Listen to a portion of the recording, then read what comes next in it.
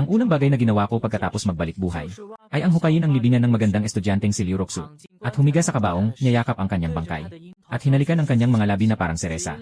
Dahil sa kakaibang pangyayari na darating sa loob ng 2 araw at kalahati. Sa panahong iyon, lahat ng kaluluwa ay muling mabubuhay. At si Liu Roxu ay nakasuot ng pulang kasuotan ng kasal sa kanyang libing. Dahil sa galit na hindi pa nawawala. Magiging isang pinuno ng mga bangkay na si Yan Li pagkatapos ng kakaibang pagdating. Si Liu Roxu ay naging gane. Naging pinakamalupit na tabuos sa buong Dragon Kingdom. Pagkatapos, may mga taong gumamit ng ilang kakayahan sa pagsusuri upang malaman ang paraan para labanan si Liu Roxu. Ito ay ang halikan siya sa hindi niya pagkakaalam. Basta't mahahalikan ang Liu Roxu na may mga ngiping bangkay, makakakuha ng kapangyarihan na katulad niya. Ngunit mukhang mahirap ang pamamaraang ito. Sa katotohanan, hindi ito madali. Huwag nang pag-usapan ang halik sa kanya. Kahit na bahagyang lumapit, magiging uling na siya. Dahil dito, sa loob ng maraming taon sa katapusan ng mundo, walang nakapagpatupad ng pamamaraang ito. Ngayon, ako'y muling isinilang. Upang makamit ang ganitong kapangyarihan, nagpa siya akong pumasok sa kabaong ng maaga. Una, hihimasin ko siya ng 3 araw at 3 gabi. Hawak ang pusong puno ng pananabik, agad kong binuksan ang takip ng kabaong. Dahil sa kakaibang puwersang maaga nang nakaapekto, walang anumang senyales ng pagkabulok si Liu Roxu. Nakatakip ang mga mata, tila natutulog lamang. Ang kanyang napakagandang mukha ay nagdala sa akin sa isang panaginip. Nang makabawi ako, agad akong nagtatapon ng pala at humiga sa kabaong. Siya ay payat. Sapat ang espasyo sa loob ng kabaong para sa aming dalawa. Isinara ang takip. Biglang naging madilim sa aking harapan. Ngunit wala akong takot. Sa halip, tila ako'y nag-enjoy. Ang magandang estudyante ay nasa malapit. Hinila ko si Liu Roxu sa aking mga bisig at malalim na hinalikan siya. Ang pakiramdam ay malamig. Ngunit sobrang malambot. Ganap akong nalubog sa bihirang lambing na ito. Pagkalipas ng 2 minuto at kalahati, biglang nayanig ang katawan ni Liu Roxu. Nagkunot ako ng noo. Nagsimula na siyang magising. Impossible. May oras pa bago siya tuluyang maging isang ganap na hanba. Marahil ito ay ilusyon dulot ng kakulangan sa oxygen. Hinawakan ko ang kanyang maliit na mukha at patuloy na hinahalikan siya ng walang pag-isip. Ngunit bigla akong nakaramdam ng matinding sakit. Si Liu Roxu ay biglang kumagat sa aking labi. Agad na umagos ang dugo mula sa aking bibig. Ngunit hindi ako nagpanik kahit kaunti.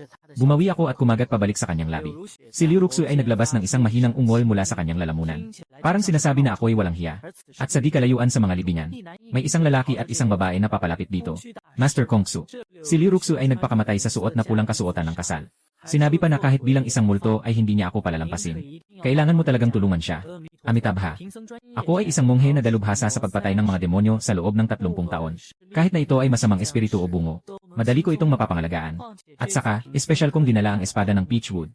Hindi ako naniniwala na hindi ko siya mapapabagsak. Habang nagsasalita, dahan-dahan niyang inilagay ang kamay sa bewang ng babae. Nararamdaman ang makinis at malambot na pakiramdam. Lalong lumalim ang ngiti sa kanyang mukha. Pinipigil ng dalaga ang kanyang matinding pagkasuklam. Ngunit mumiti siya ng mapangakit. Ay naku, Ginoo. Huwag po kayong magmadali. Basta't maayos nating matanggal si Liu Roxu. Ako'y magiging iyo. Ang pangalan ng dalagang ito ay Guru. Dahil sa inggit sa ganda ni Liu Roxu, nanguna silang mangbuli sa kanya sa paaralan. Napilitang gumawa ng testamento si Liu Roxu, na nais magsuot ng pulang damit at pumasok sa pulang kabaong upang magpakamatay. Para sa layuning maging masamang espiritu at humingi ng buhay. Natakot si Guru, kaya't humingi siya ng tulong kay Kong Su para sa ritual. Ngunit nang makita nilang nakabukas ang lupa ng libingan, nakatayo lang dito nang walang ginagawa. Ito ba ang libingan ni Liu Roxu? Dapat dito nga. Pero bakit nakabukas ang libingan? Baka nagbalik buhay si Liu Roxu. Sabi ni Guru na may takot sa mukha. Nawalan din ng composure si Kong Su. Isa siyang tao na bigla na lang pumasok sa landas. Na isang huwad na monghe na gusto lang kumita. Ngayon ay natatakot na halos umihi na sa kanyang pantalon. Amya Bodha. Sobrang mabigat ng presensya ng mga espiritu dito. Mas mabuti pang bumalik tayo bukas. Sabi ni Guru na galit. Nakahawak ka na pero ngayon na kailangan na, natatakot ka na. Hindi ka pa ba lalaki? O sabihin mo, na isa ka talagang sinungaling. Sige na nga, lalapit ang abang mong lingkod. Napuno ng kawalanggana. Na maingat na lumapit sa kabaong na may dalang espada ng Peachwood. Ngayon ay ika-15 araw ng ika-7 buwan. Sa sandaling siya ay lumapit sa kabaong. Biglang nagbago ang mundo. Ang maliwanag na liwanag ng buwan ay biglang naging dugong pula. Ang buong mundo ay tila impyerno na lubos na tinabunan ng dugo. Ang kawalang sigla ay natatakot at umatras. Anong nangyayari? Bakit biglang naging pula ang buwan? Pagkasabi nito, ang nakakabinging kidlat ay bumagsak mula sa langit. Ang itim na ulan ay walang habas na bumuhos sa lupa. Ang kakaibang kapangyarihan ay tuluyang sumiklab. Ang mga kaluluwa ng kamatayan ay nagbangon at naging mga nakakatakot na demonyo upang manghuli ng lahat ng taong kanilang masalubong. Ngunit hindi rin naman nawala ng pag-asa ang mga tao. Pagkatapos ng pagbabalik ng mga kakaibang nilalang, may posibilidad na ang bawat tao ay magising na may dugong marka. Bawat marka ng dugo ay kumakatawan sa isang makapangyarihang lakas. May ilan pang mga tao na kayang gisingin ang maraming marka ng dugo ng sabay-sabay. Walang sinuman sa mga taong ito na hindi ang pinakamataas na antas. Nataranta si Kong Su nang makita ito. Iniwan ang dala-dala at tumakbo. Sumigaw din si Guru. Agad siyang sumunod. Sa mga sandaling iyon, may nangyaring kakaiba rin sa loob ng kabaong. Si Liu Roxu ay naglalabas ng napakalakas at misteryosong enerhiya. Ang kanyang katawan ay parang nagliliyab at lalong umiinit. Hindi ko na nagawang mag-isip pa. Hinawakan ko ang kanyang ulo at muling hinalikan. Pero pagdampi pa lang, napansin kong may mali. May tumubo palang matutulis na ngipin ng vampira sa kanyang bibig. Siya ay nagkakaroon ng kakaibang pagbabago. At ang ganitong pagbabago ay sumalakay din sa aking katawan. Isang matinding lakas ang sumisiksik sa aking katawan. Ang sakit na sumisira sa buto ay biglang sumabog. Habang unti-unting tumitigas ang aking katawan, ang aking kamalayan ay nagsimulang lumabo. Isang kakaibang lakas ang umaatake sa aking isipan. Kung hindi ko ito kayanin, ako ay magiging isang mababang uri at walang talinong patay na bangkay. Nakasandal ako sa natitirang katinuan, na matinding lumalaban sa pagsalungat ng kapangyarihan. Pagkalipas ng 2 minuto at kalahati, wala akong kulay, maputla na parang papel. Ang mga pupila ko ay naging nakakasilaw na pula. Sa likod ko ay lumitaw ang isang peres ng itim na pakpak na puno ng pagkasira. Nakapag-survive ako. At ang nakuha ko ay hindi talaga kapangyarihan ng isang drought spirit, kundi ang ministro, ang pinuno ng 4 na hari ng mga patay. Ang pinakamalakas na asura na nabuo mula sa dugo ng pangu ayon sa alamat. Napakalakas na lakas sa laban na sinamahan ng matalinong isip ng isang buhay. Sa mundong ito, sino pa ang makakapigil sa akin? Isang sipa ko, nabasag ang takip ng kabaong at lumabas. Si Liuroxu ay sumunod agad. Lumilipad sa gitna ng hangin. Ang mga mata niyang puno ng puot ay matinding nakatitig sa akin. Hindi ko maiwasang magkunot ng noo. Noong nakaraang buhay, naging isang hanba siya na walang kamalay-malay. Ang unang ginawa niya ay ang pumatay sa kanyang mga kaaway. Ngunit sa buhay na ito, pinilit kong halikan siya ng ilang oras. Hindi naman siguro niya balak na ako ang unahin. Sikapin kong pasiglahin ang kapangyarihan ng aking tagapaglingkod. Sa kaguluhan ng mundo, tanging ang mga malalakas lamang ang makakaligtas. Sa isang iglap, sa mga mata ni Liuroxu ay sumisikat ang walang katapusang galit. Biglang tumaas ang temperatura sa paligid. Ang lupa sa ilalim ng aking mga paa ay tila natutunaw at naging naglalagablab na lava. Ito na ba ang sukdulang kapangyarihan ng Hanjian? Sumigaw ako at umikot ang hangin sa paligid. Lumipad ako. Bagamat nakasalalay ito sa'yo, nakuha ko ang ganitong lakas. Ngunit dahil gusto mong patayin ako, huwag mong sisihin ako kung magiging walang awa ako. Nanginig ang aking katawan. Bigla akong lumitaw sa harap ni Liuroxu. Hawak ang kanyang leg. Ako si Jen Chen. Siya si Hanba. Kahit na kaya niyang kontrolin ang panahon.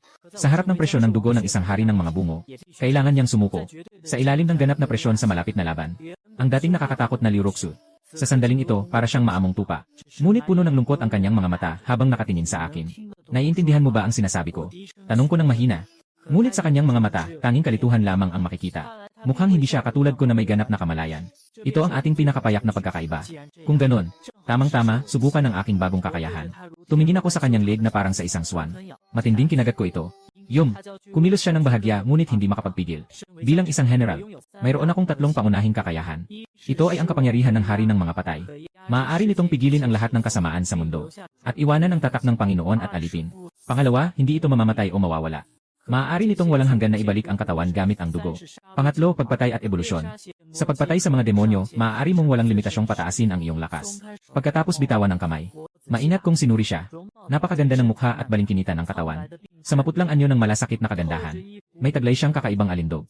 Sa sandaling nagkatitigan kami, naramdaman ko sa aking isipan ang isang matibay na ugnayan ng aming mga kaluluwa. Ngayon, kaya ko siyang utusan na gawin ang kahit ano. Ngunit sa sandaling ito, wala akong masamang balak. Naisip ko ang mga pag-uusap na narinig ko sa kabaong. Biglang naging malamig ang aking tingin. Tumingin ako sa malayo. Kung ganoon, tutulungan na kitang maghiganti. Ipinagpag ko ang mga buto sa aking likod. At tinutukan ang takot na si Guru at ang Master Kung Su. Tahimik na sumunod si Liuroxu sa likuran ko. 1 kilometro ang layo. Ang walang laman at si Heswita ay humihinal ng malakas. Ikaw, mabaho mong Heswita, talagang hindi ka mapagkakatiwalaan. Iniwan mo akong mag-isa doon. Sumunod si Guru. May masamang tingin. Hindi ba ako natatakot? Sino ba naman ang hindi matatakot kapag may nabuhay na bangkay? Si Monghing Monghe ay nagsalita ng may kumpiyansa. Pero ang tingin niya ay malisyosong lumipat kay Guru na nabasa ng itim na ulan. Amitabha, kapatid na ito. Kahit pa nabuhay muli si Liuroxu, hindi rin siya agad makakarating dito. Sabi ni Monghing Monghe na may masamang ngiti. Bakit hindi tayo? Si Guru ay puno ng pagkamuhi. Naisa nang magalit. Ngunit natakot siyang makita ang isang bangkay. Nadahan-dahang umahon mula sa lupa sa likod ng monghe. Natumba siya sa takot. At may lumabas na mabahong likido mula sa ilalim ng kanyang palda. Anong nangyari? Nawawala ng pag-asa at naguguluhan, lumingon siya. Agad siyang sinakop ng matinding takot. Sa kanyang harapan ay nakatayo ang isang halimaw na may nakakatakot na anyo. Shit, may halimaw. Sumigaw siya at hinila si Guru upang tumakas. Ngunit ang kanyang mga hakbang ay biglang huminto. Siksik na mga halimaw ay lubos na nakapaligid sa kanila. Siyam-siyam na walang talino na mga mababang masamang espiritu na puno ng pagpatay ay umakyat mula sa lupa. At mahigpit na pinalibutan sina Guru at ang iba pa. Guru, kaya mo ba? Pumatay ka na sa mga halimaw na ito. Si Guru ay talagang naguguluhan. Si Agangira na monghe ay nag-aalangan. Sanay siya sa panlilinlang at panloloko araw-araw. Pero kapag nakaharap sa ganitong walang katapusang masasamang nilalang, wala talaga siyang magawa. Bahala na, laban na. Mahigpit niyang hinawakan ang espada ng Melokoton. At buong lakas na itinarak sa katawan ng isang demonyo. Pero walang naging epekto ang talim ng espada. Kung alam ko lang, hindi sana ako bumili ng espada ng Melokoton sa Pinduoduo. Ito ang kanyang huling habilin. Hindi pa natatapos ang kanyang salita. Kinain siya ng mga demonyo na parang alon. Si Guru ay napasigaw sa sobrang lungkot. Habang nakapikit siya at naghihintay ng kamatayan. Ang inaasahang sakit ay hindi dumating. Bakit hindi pa ako namamatay? Binuksan niya ang kanyang mga mata. Nakita ko ang isang matangkad na silweta na nakatayo sa harap ko. Ako'y naglalabas ng nakakatakot na kapangyarihan ng isang nakaupong leader. Ang maputlang balat ko ay lalong nagmukhang kakaiba sa ilalim ng dugo na buwan. Sumabog ang dugo mula sa aking palad. Yung mga halimaw na nakakatakot sa mata ng mga ordinaryong tao. Sa harap ko ay parang papel lang. Madaling mapunit. Salamat sa pagligtas sa akin. Ako si Guru. Maaari mo bang sabihin sa akin kung ano ang pangalan mo? Tumingin ako sa kanya na may takot at pagkapagod sa kanyang mukha. Sabi ko ng malamig, wala kang dapat ipagpasalamat sa akin. Ayaw ko lang na mamatay ka ng maaga. Si Guru ay puno ng pagdududa. Pero nagkunwari siyang mahiyain at lumapit sa akin. Patuloy niyang ikinikiskis ang kanyang mabining katawan sa aking braso. Guwapo, ikaw ba ay isang Superman? O isa ka bang alamat na tagapaglinang ng immortalidad? Pwede mo ba akong protektahan sa hinaharap? Kahit maging alipin mo ako, papayag ako. Pero hindi ako ordinaryong tao. Diretso kong hinawakan ang kanyang masaganang dibdib. Sa kanyang malungkot na tingin, tahimik akong nagsalita. 2 braso, libu-libong unan. Kaunting pulang labi, sinubukan ng libo. Wala namang iba kundi 2 pirasong bulok na karne. Guwapo, ano bang ibig mong sabihin? Nasaktan mo ako? Wala iyon. Hindi sapat ang lakas ko. Hindi kita maprotektahan. Binitiwan ko ang kamay ko. Ang tono ay parang yelo. Pero mayroon akong isang kaibigan. Dapat kayong magkakilala. Siguradong mapoprotektahan ka niya. Sino? Sino ba? Nandyan lang siya sa likod. Biglang lumingon si Guru. At nakita ang isang pulang kasal na damit. Si Liu Ruxu na walang kulay ang mukha. Hindi. Natatakot siyang tumakas. Ngunit nahawakan na siya ng mahigpit ng kamay ni Liu Ruxu na payat pero napakalakas. Na mahigpit na nakahawak sa kanyang lalamunan. Pasensya na. Bago siya mamatay, saka lang siya tunay na nakaintindi. Na ako ang nagligtas sa kanya. Para lamang ipagkatiwala ang kanyang buhay. Kay Liu Ruxu upang siya mismo ang magtapos. Sa sandaling pumanaw si Guru, siya ay basta na lamang itinapon sa tabi. Noong mga oras na yon, napansin ko na mula sa bangkay ng patay na demonyo, ay lumalabas ang mga kakaibang pulang liwanag, na diretsong tumatakbo patungo sa akin. Ano ang nangyayari? Ako'y naguguluhan. Sa sandaling sumanib ang mga pulang liwanag sa aking katawan.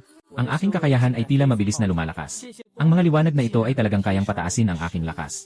Ito ang aking kakayahan. Ebolusyon sa pagpatay. Pagtugis sa masasamang espiritu. Maaaring palakasin ang sarili ng walang side effects. Kung gayon, ano pa ang hinihintay? Tiningnan ko ang lugar na ito ng mga libingan.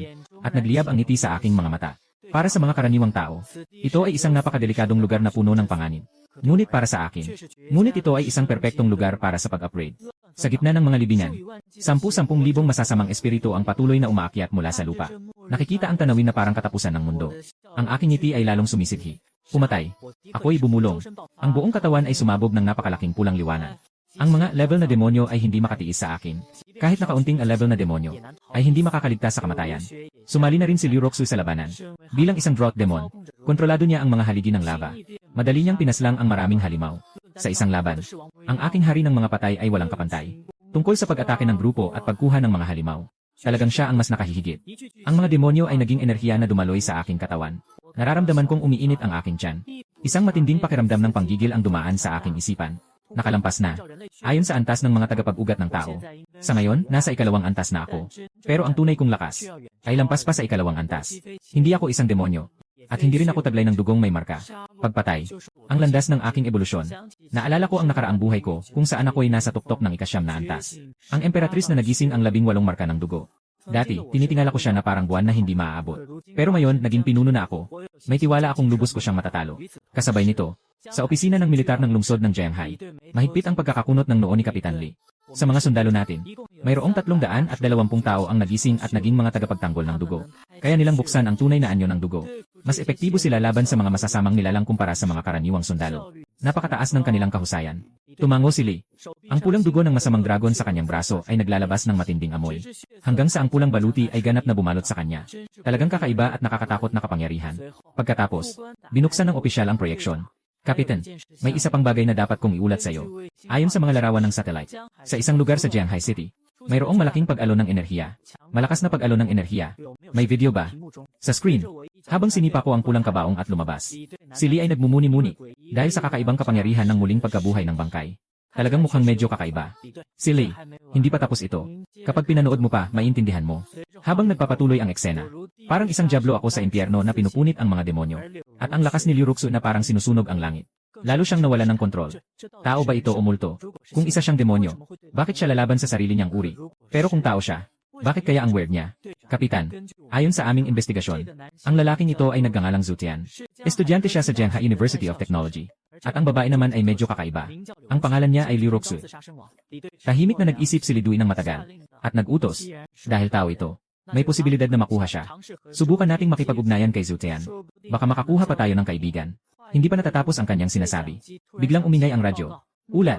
Lokasyon ng target na si Zutian. Natagpuan ng malakas na kakaibang alon ng enerhiya. Paunang pagtataya. Hindi bababa sa antas de. Biglang tumayo si Li. Ayon sa alon ng enerhiya sa antas de. Ibig sabihin ba nito, may isang E-class na demonyo ang lumitaw? Hindi pwede. Kahit malakas si Zutian ngayong linggo, hindi ibig sabihin kaya niyang harapin ang E-class na demonyo. Magpadala agad ng tao para tumulong kay Zutian. Ang isang malakas na tulad ni Zutian, hanggat siya'y buhay, hindi siya pwedeng mamatay. Harapin ang walang katapusang kasamaan. Labing sabik ang sangkatauhan sa paglitaw ng mga tagapagligtas. Tinuturing na ni Kapitan Li ako bilang huling pag-asa upang mapayapa ang sakuna. Sa loob lamang ng isang oras, nakalaban ko na si Liu Roxu at nagwagi laban sa libu-libong kasamaan. Dahil sa kanyang mga pagpatay, nagiging karanasan din ito para sa akin. Matagumpay na akong nakapasok sa ikatlong antas. Habang ang mga nakaligtas sa buong mundo ay patuloy na nakikipaglaban sa buhay at kamatayan. Matagal na akong nangunguna sa lahat. Kaunti na lang ang mga demonyo sa lugar na ito ng mga libingan. Panahon na para pumunta sa susunod na lugar. Bumulong ako sa aking sarili. Ang Zhengha University of Technology ay dati ng mas malaking lugar ng mga libingan. Ito rin ang pinakamaraming demonyo sa nakaraang buhay. Agad akong umalis kasama si Liu Roxu. Diretso kaming pumunta sa paaralan. Hindi pa umaalis. May dumating na napakalakas na demonyong enerhiya, hindi bababa sa antas de. Agad itong sumugod. Isang babaeng nakaputing damit na bahira ng dugo. Isang batang babae na may bakas ng dugo ng siyam na buntot na lobo sa kanyang dibdib. Ay nagtatakbong palabas, halos matumba. Dahil sa sobrang kaba, hindi niya napansin ang presensya ko. At bigla siyang bumangga sa matibay kong dibdib na parang bakal. Diretso siyang naitapon sa lupa. Bilisan mo. May halimaw sa likod. Wala siyang pakialam sa sakit. Sumigaw siya sa takot. Sa tingin mo, hindi na ako halimaw. Nagtanong ako ng may pang-aasar. Tuminala siya at tiningnan ako. Nakita niya ang maputla kong balat. Ang itsura kong may pilak na buhok at pulang mga mata. Lubos na nagiba ang kanyang ekspresyon. Talagang parang isinumpa na ako ng langit, Xiaoyi. Gising na nga ang aking kapangyarihan bilang bida.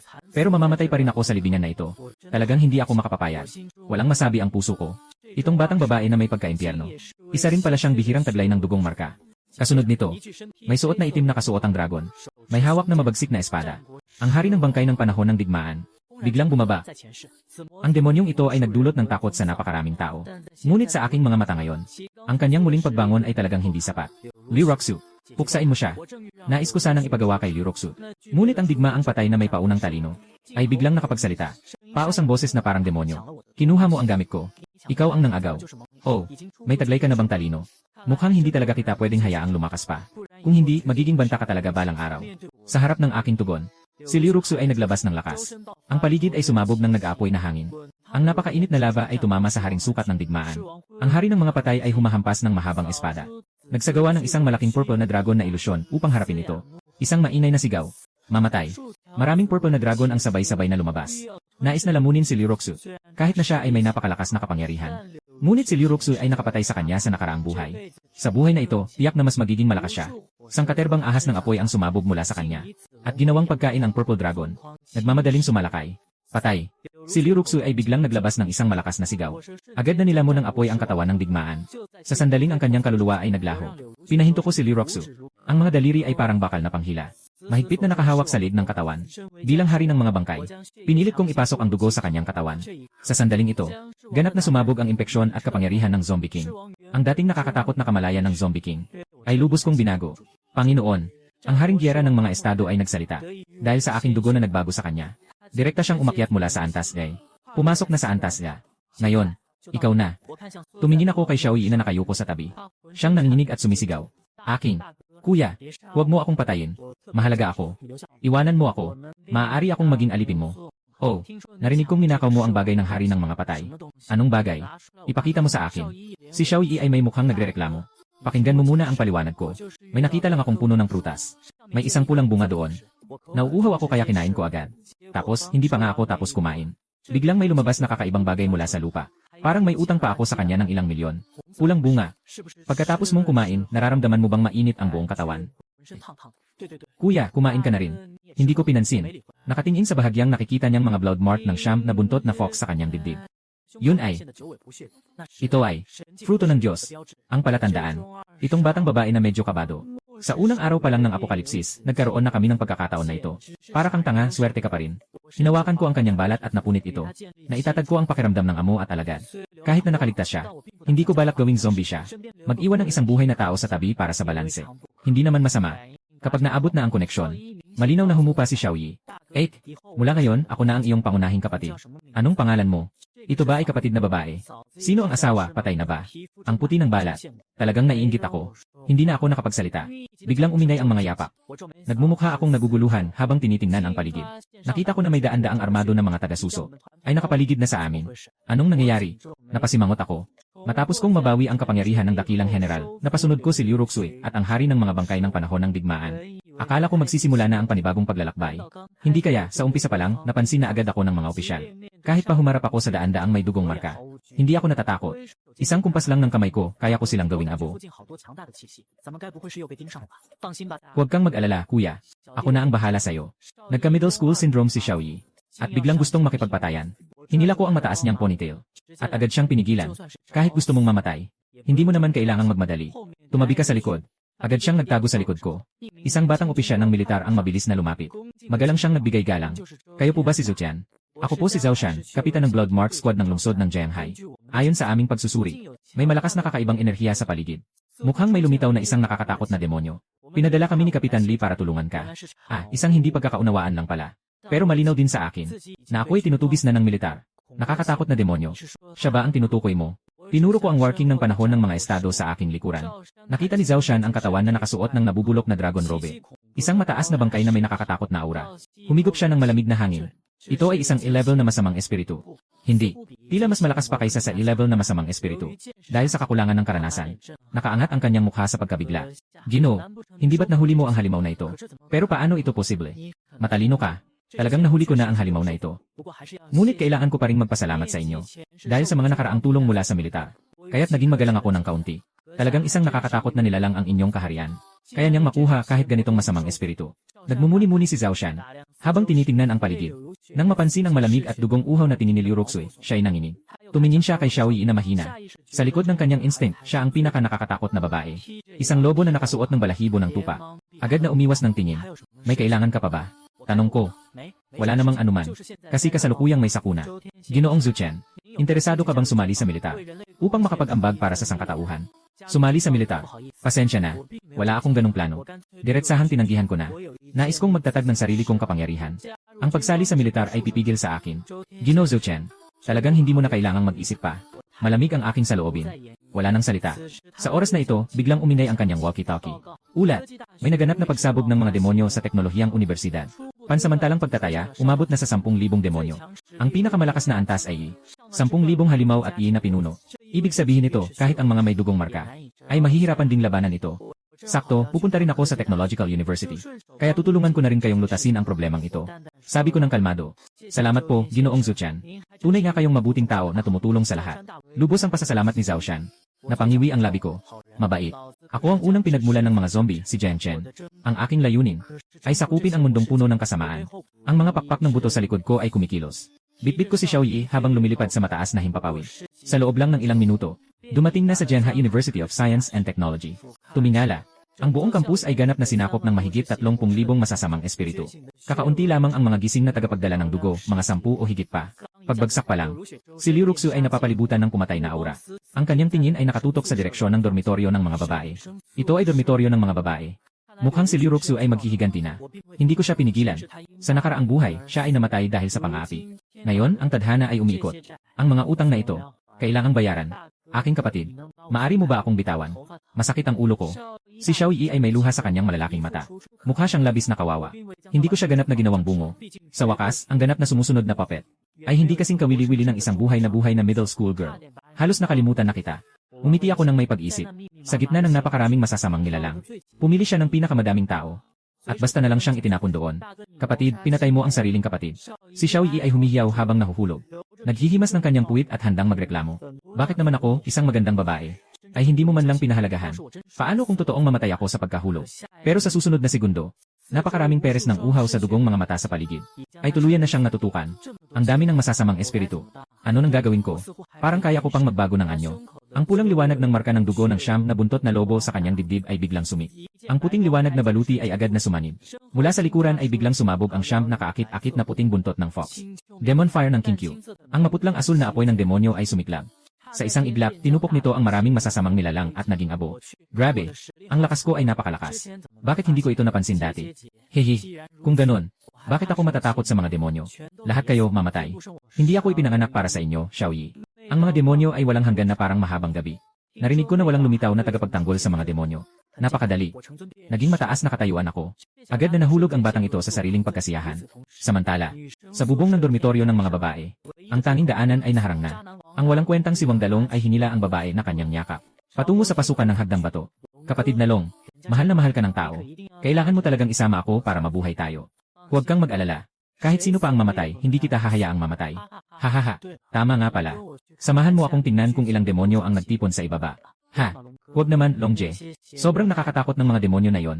Natatakot ako. Si Wang Dalong ay ngumisi. Nang makarating sa labasan, bigla niyang itinulak ang babae sa nagngangalit na katawan ng mga patay. Longje, hindi mo maaring gawin yan. Dumating ang mga sigaw kasabay ng tunog ng pagkapunit ng laman. Kinutya ni Wang Dalong. Ang luwag sa ilalim. Akala mo ba gusto talaga kita? Malaking hakbang siyang bumalik sa rooftop. Parang pumipili ng paninda, lumapit siya sa isang mahinhin na babaeng mahaba ang buhok. Kinawayan ng daliri. Halika. Ikaw. Hindi mo pwedeng gawin yan. Hindi ka ba natatakot sa karma sa ginagawa mo? Siguradong makukulong ka. Inaakala mo pa bang mabubuhay pa tayo? Magising ka na. Dumating na ang katapusan. Masaya ka na lang habang kaya pa. Ayaw mo rin sigurong ipakain kita sa mga halimaw na ito, di ba? Lumabas ang level na petrified blood pattern sa braso ni Wang Dalong. Na may nakakatakot na mukha, lumapit siya sa kanya. Sumunod ka. Maramdaman mo ang lakas ng kuya mo. Siguradong mapapahamak ka. Mapapahamak. Hahaha. Tingnan mo ang mundong ito. Hindi ba't ito ay itsura ng impyerno? Nang siya ay nagnanais na gumawa ng hayop na bagay, biglang sumabog sa likuran niya. Naka-red wedding dress. Si Liu Roxu na puno ng puot ay tahimik na nakatayo. Matigas na nakatitig sa kanya. Ikaw, Liu Roxu, hindi ka ba patay na? Si Wang Dalong ay natakot na natakot. Paghihiganti. Si Liu Roxu ay may mahinang boses. Ang kanyang anyo ay parang anino na dumaan. Ang limang daliri ay parang bakal na lubid. Mahigpit na nakahawak sa lig ni Wang Dalong. Hindi. Huwag mo akong patayin. Hindi ko naman sinasadya. Sino bang nag-udyok sa'yo na maging mayabang palagi? Kung sana ay sumuko ka sa akin ng mas maaga. Hindi ko na sana pinahahanap si Guru para buliin ka. Si Wang Dalong ay nahihirapang umiyak. Sinusubukan ang lahat ng makakaya gamit ang kanyang dugo. Ngunit sa harap ng makapangyarihang lakas ni Liu Roxu, mukhang maputla at walang lakas. Sa sandaling ito, si Liu Roxu ay puno ng put. Unti-unting tumitindi ang kanyang pagkakahawak. Sadyang nais na parang pusa na humuhuli ng daga. Panoorin ang pakikibaka ni Wang Dalong bago mamatay. Ilang nakaligtas na babae sa tabi ay nakatingin sa kanya na parang natatakot sa demonyo. Hindi pwede. Hindi ako pwedeng mamatay. Lalong hindi ako pwedeng mamatay sa kamay mo. Tunay na anyo ng dugong marka. Sa bingit ng kamatayan, mas mabagsik na lakas ang sumabog mula sa katawan ni Wang Dalong. Ang buong katawan niya ay nabalutan ng kakaibang baluting bato. Patuloy na umaagos ang itim na usok. Kung ako ang makakita nito ngayon, tiyak na magugulat ako. Si Wang Dalong ay naging isa sa napakabihirang mga masamang simbolo. Ang dugo ay naging itim. Ang lakas ay biglang tumaas. Ang kapalit ay sa huli ay maaatake ng masamang simbolo. At magiging isang walang isip na halimaw. Huwag mong akalaing makakatakas ka sa akin kapag namatay ka na. Habang buhay ka pa, magagawa kitang kontrolin. Ngayon patay ka na. Kahit patay ka na, kaya pa rin kitang pumatay. Ang mga mata ni Wang Dalong ay parang binudbura ng itim na tinta. Galit na galit. Sa harap ng kanyang kakaibang pagbabago, si Liu Roxu ay nagpakita ng isang mapanuyang ngiti na tunay na makatao. Diretso siyang nagpalaya ng kamay. Tahimik na pinanood kung anong mga pakana pa ang gagawin niya. Sobrang nanlalamang ka. Ramdam na ramdam ni Wang Dalong ang kahihiyan. Sumigaw siya ng malakas. Parang gumuho ang langit at lupa. Biglang lumitaw sa langit ang napakaraming malalaking meteorite na may dalang kapangyarihang sumira sa mundo. Ibinato kay Liu Roxu.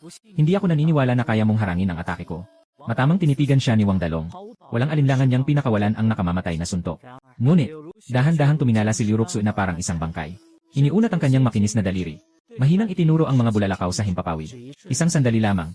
Ang malaking meteorite ay mabilis na natunaw. Naging isang lawa ng nawawalang lakas na lava. Nahulog sa lupa. Paano posible ito? Hindi ka makapaniwala na kaya mong madaling wasakin ang aking atake. Ito ang aking buong lakas na atake. Si Wang Dalong ay labis na nagulat. Alam kong malaki ang agwat ng lakas. Agad akong lumuhod at humingi ng tawad. Hindi mo ako pwedeng patayin. Sa totoo lang, hindi ako ang nasa likod nito. Dapat ay naalala mo si Murong Hua. Siya ang nag-utos sa akin na gawin ito. Basta't hindi mo ako papatayin. Dadalhin kita sa kanya. Si Liu Roxu ay hindi nakikinig. Isang pag-uga ng katawan at narito na siya sa harap niya. Walang pag-aalinlangan niyang inabot ang kamay at tumagos sa dibdib ni Wang Dalong. Hinugot ang isang itim na puso na patuloy pang pumipintig. Nagbigay ng huling hikbi. Si Wang Dalong ay tuluyan ng namatay. Sa harap ng pusong may nakakaakit na kapangyarihan at mga masamang marka sa kamay. Hindi siya sumipsip. Dahan-dahang umuga ang kanyang palad. Agad na natuyot ang puso at naging pulbos. Nawala sa hangin.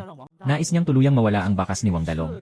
Mula sa mundong ito, Matapos gawin ang lahat ng ito, malamig na sinulyap ni Liu Roxui ang mga babae. Walang pagpatay.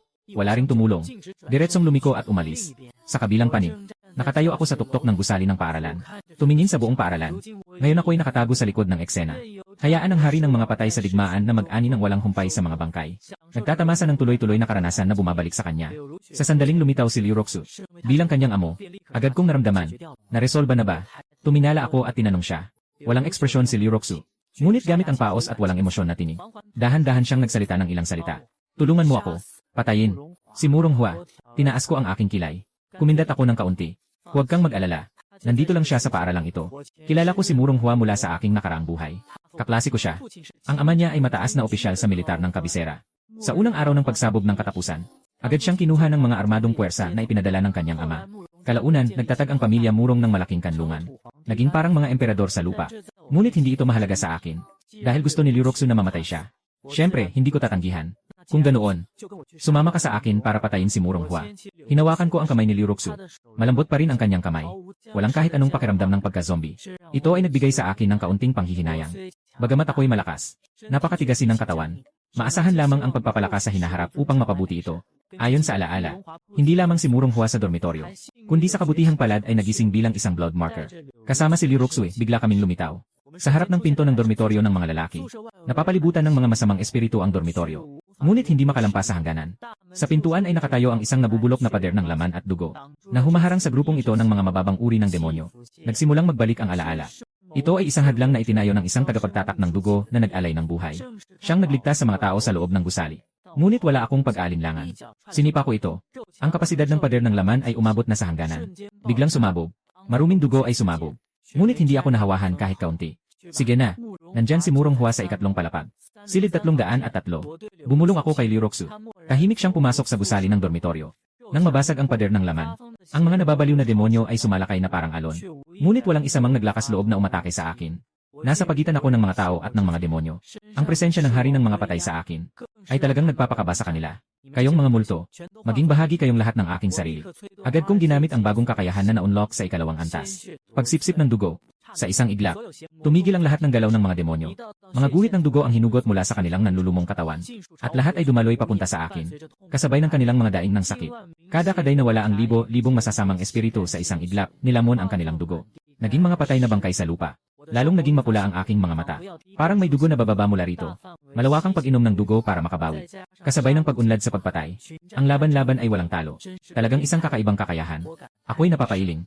Ang karanasan na parang liwanag na nagiging mami ay tuluyang pumuno sa aking katawan.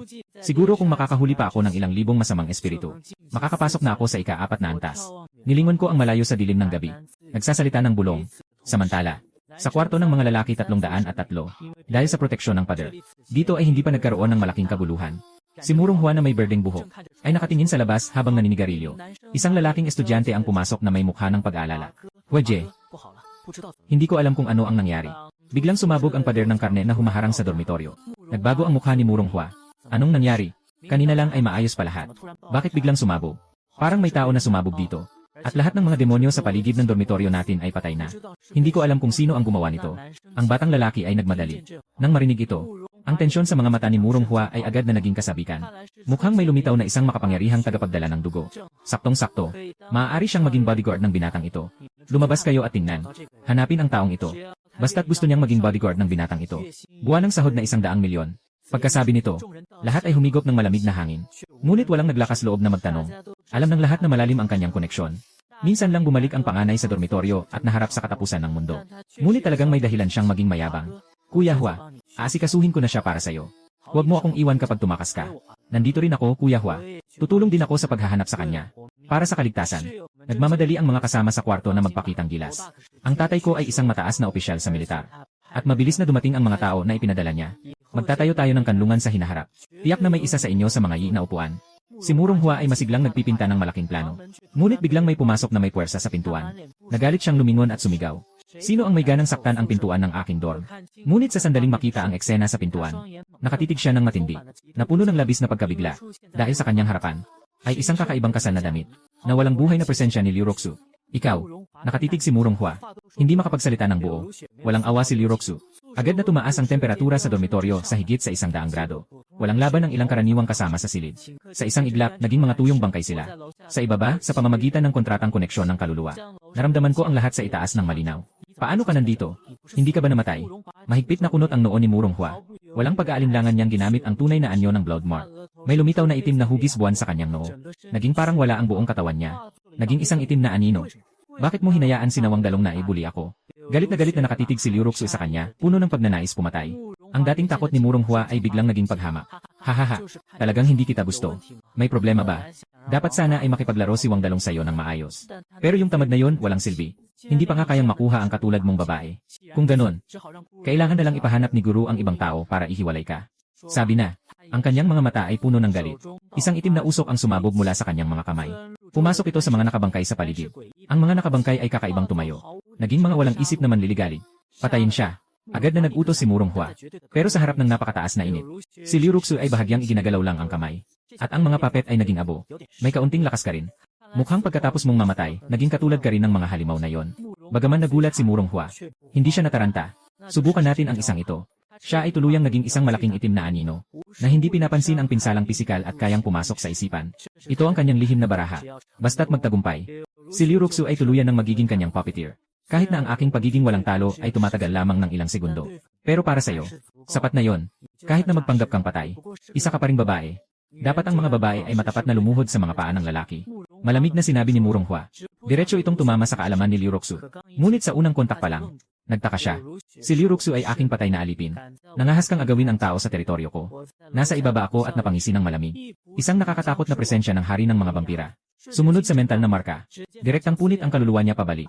Agad na umatras si Murong Hua mula sa katawan ni Liu Ruxu. Punong-puno ng gulat ang kanyang mga mata. Ano ka ba talagang nilalang? Maging ang kamalayan ay may paraan ding protektahan ang sarili. Kaunti na lang. At sana'y napuksa ko na siya mula sa malayo. Matinding pinsala sana sa kanyang kaluluwa. Ang kanyang sandali ng pagiging immortal ay may natitira na lang na 1 o 2 segundo. Sa muling pag-atake ni Liu Ruxu ng isang nakamamatay na hampas, lubos na natakot si Murong Hua.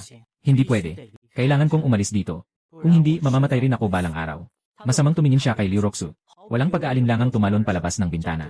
Dahil sa bilis ng pagiging malahangin, tumakas si Murong Hua na parang multo. Nawala ko na ang mga demonyo sa labas.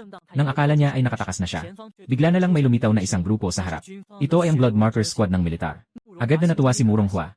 Sa ibaba, napapaligiran ang maraming sundalo na may mga insignia ng agila sa kanilang camouflage. Bagamat nawala ko na ang mga demonyo sa labas ng dormitoryo ng mga lalaki. Ngunit sa loob ng mahigit 10 minuto, dito ay muling bumangon ang libu-libong. Mabuti na lang karamihan ay A-level.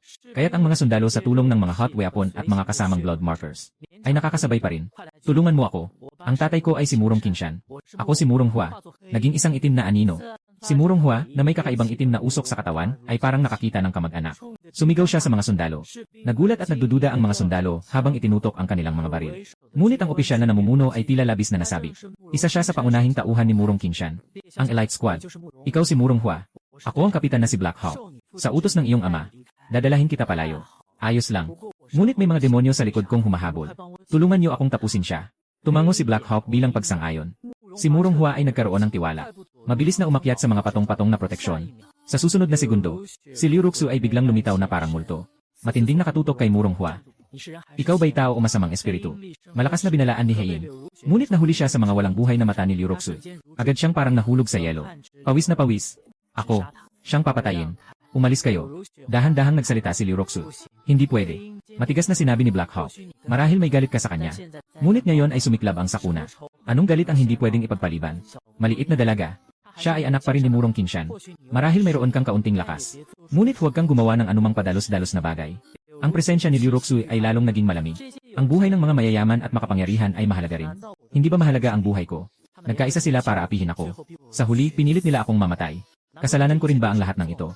Sumabog ang galit ko. Mahina siyang napasigaw. Naintindihan ko na. Hindi ako ang may kasalanan. Ngunit ang mundong ito, pagsabog, hindi na nag-atubili ang Black Hawk. Kaagad nag-utos. Napakaraming bala ang bumuhos kay Liu Ruxu tulad ng isang agos. Ang mga taga-baril sa tabi ay handang-handa na. Nang makita ito ni Murong Hua, nagtago sa likod ng tao at nagangalit na sumisigaw. Malandi ka. Akala mo ba pag nabuhay ka ulit pagkatapos mamatay, kaya mo na akong labanan? Alam mo ba kung bakit pinapabuli kita sa kanila? Sasabihin ko sa iyo ang totoo. Dahil lagi kang mayabang at walang pakialam. Anong babae ang gusto kong laruin, kaya kong gawin? Ikaw lang ang naglakas loob tumanggi sa akin. Kaya ka namatay, karapat-dapat lang. Unti-unting humihina ang putok ng baril. Nawawala na ang usok. Lahat ay nagulat at nagtataka. Si Liu Roxu na nalantad sa ulan ng bala. Ay tila walang sugat. Ganito pala yon. Naiintindihan ko na. Sa kanyang mga mata na puno ng kawalang buhay. Biglang nagpakita ng kaunting kaliwanagan. Parang isang bangkay na nakatayo sa lugar. Isang matinding sigaw ang umusbong. Ang lahat ng sundalong bumaril kay Liu Roxu ay biglang naglabas ng masamang apoy mula sa kanilang katawan. Ang kanilang mga laman loob ay naubos sa isang kisap mata. Maraming nasawi at nasaktan. Bumilis ka. Patayin mo siya. Natakot si Murong Hua at nanginig ang kanyang likod. Nagmamadaling sumigaw. Ang 15 nakapaligid na lahat ay mga elite na bloodline warrior na nasa ikalawang antas ay hindi na nag-atubili. Sabay-sabay silang sumabog ng lakas. Umaatake kay Liu Roxu. Ikalawang antas na bloodline warrior. Sa mga nakaligtas sa sandaling ito, sila ang mga pinakamalakas. Ngunit sa sandaling malapit na silang sumugod sa kanya. Tignan ko kung sino ang may lakas ng loob na kumilos. Isang malamig na boses, na may dalang walang katapusang kapangyarihan ang umalingaw-ngaw. Dumating ako kasama ang digmaang patay at si Xiao Yi, na biglang lumitaw sa harap ni Liu Roxu. Tinitignan ko ang grupong ito ng mga walang muwang na insekto. Nasa atin ang nakakatakot na presensya. Walang pag-aalinlangan na pinapabagsak ang lahat. Kabilang ang lahat kasama si Murong Hua. Tuluyang natigilan, dahil ang nakatayo sa kanilang harapan, ay hindi kayang sukatin gamit ang karaniwang pag-isip, kundi mga nakakatakot na Diyos ng kasamaan, na nakatingin sa aking pagdating. Lahat ng tao ay puno ng takot sa kanilang mga mukha. Kahit na mula sa malayo, isang sulyap lang. Maramdaman nila mula sa akin ang isang takot na nagmumula sa kailaliman. Kahit na sa kanilang likas na ugali, nagkakaroon sila ng ilusyon na nais sumuko. Hindi ako masamang espiritu. At hindi rin ako kabilang sa mga may dugong marka, kundi isang nilalang na higit sa dalawa. Sino ka, Ginoo? Hindi ba't nais niyang ipagtanggol ang halimaw na ito? Na nais maging kaaway ng ating militar. Si itim na agila ay parang may malaking banta, na seryosong nakatingin sa akin. Ako si itim na agila. Ako ang leader ng grupong ito. Umaasa akong maibigay mo ang iyong respeto. Sa panlabas, siya ay nakikipag-ayos sa akin. Palihim niyang pinaabot sa punong tanggapan ang balita. Nakatanggap sila ng impormasyon na may paparating na elite squad ng mahigit 100 bloodmark. Ang unit ay papunta na para tumulong. Lihim na natuwa si Black Eagle. Nabasa ko ang iniisip niya. Bagaman nakakamouflage ang unit na ito, malayo sila sa Zhaoshan squad na nakita ko noon. Malamang, ito ang pribadong hukbo ng pamilya Murong. Ano man ang kanilang pinagmulan, wala akong pakialam sa kanila. Bibigay ako sa iyo ng 3 segundo para mag-isip. O lahat kayo ay mamamatay dito. O bumalik kayo sa pinanggalingan nyo. Umuwi kayo. Sabi ko nang may paghamak. Sobrang pang-aapi. Galit na galit si itim na agila. Matagal na siyang lumalaban sa digmaan. Pero hindi pa siya nakakakita ng ganitong kayabang na tao. Ibig mong sabihin, gusto mo nang mamatay? Sige, pagbibigyan ko kayo. Malamig kong iniutos. Simulan na. Ang nakakatakot na lakas ng na-level na bangkay ng digmaan ay hindi kayang labanan ng grupong ito. Nagbago ang kulay ng mukha ng lahat. Naghanda sila ng mabuti. Sa oras na yon, biglang narinig ang ingay mula sa labas ng paaralan. Agad na nilinis ang mga masasamang nilalang sa paligid. 100 sundalo na nakasuot ng camouflage ang dumagsa sa lugar. Agad kong nakilala na ito ang koponan ni Zhaoshan na nakita ko noon. Hindi ko mapigilang umiti ng bahagya. Nakita ng Black Hawk ang laki ng mga sumusuportang tropa. Ang takot na naramdaman ko kanina ay biglang nawala. Sila ba ang ating mga taga-suporta? Tumingin si Murong Hua sa mga nakakatakot na pangalawang antas ng mga blood patterner. At excited na nagtanong. Agad na tumango si Black Hawk. Sa daan-daang piling mandirigmang ito, nagsimula na siyang mag-imagine ng eksenang mapapahiya ako mamaya. Tuwang-tuwa si Murong Hua. Lumapit siya sa amin ng mayabang. Dumating na ang aming mga bakok. Ngayon, kahit magpakpak pa kayo, hindi na kayo makakatakas. Liu Roxu, dapat ay nagsisisi ka na hindi mo ako pinatay ng maaga. Pero ayos lang. Sa pagkakataong ito, ipaparamdam ko sa iyo ang takot na mawala ang iyong kaluluwa. Nagmumukha akong naguguluhan. Lumiko ako patungo kay Liu. Ano bang klaseng bagay ito? Siya na ba si Murong Hua? Si Liu Roxu ay matigas na tumango. Kinatigan ang pagkakakilanlan. Wala na akong gana pang makipag-usap. Diretso akong nag-extend ng kamay. At sinakal si Murong Hua sa lig. Hindi maganda.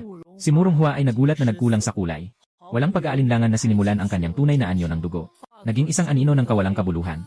Sinubukang baliwalain ang pisikal na pinsala. Ngunit may kakaibang nangyari. Sa susunod na segundo, ang kanyang leg ay mahigpit kong nakahawak. Ang anino ng kamatayan ay ganap na bumalot sa kanya. Paano ito posible?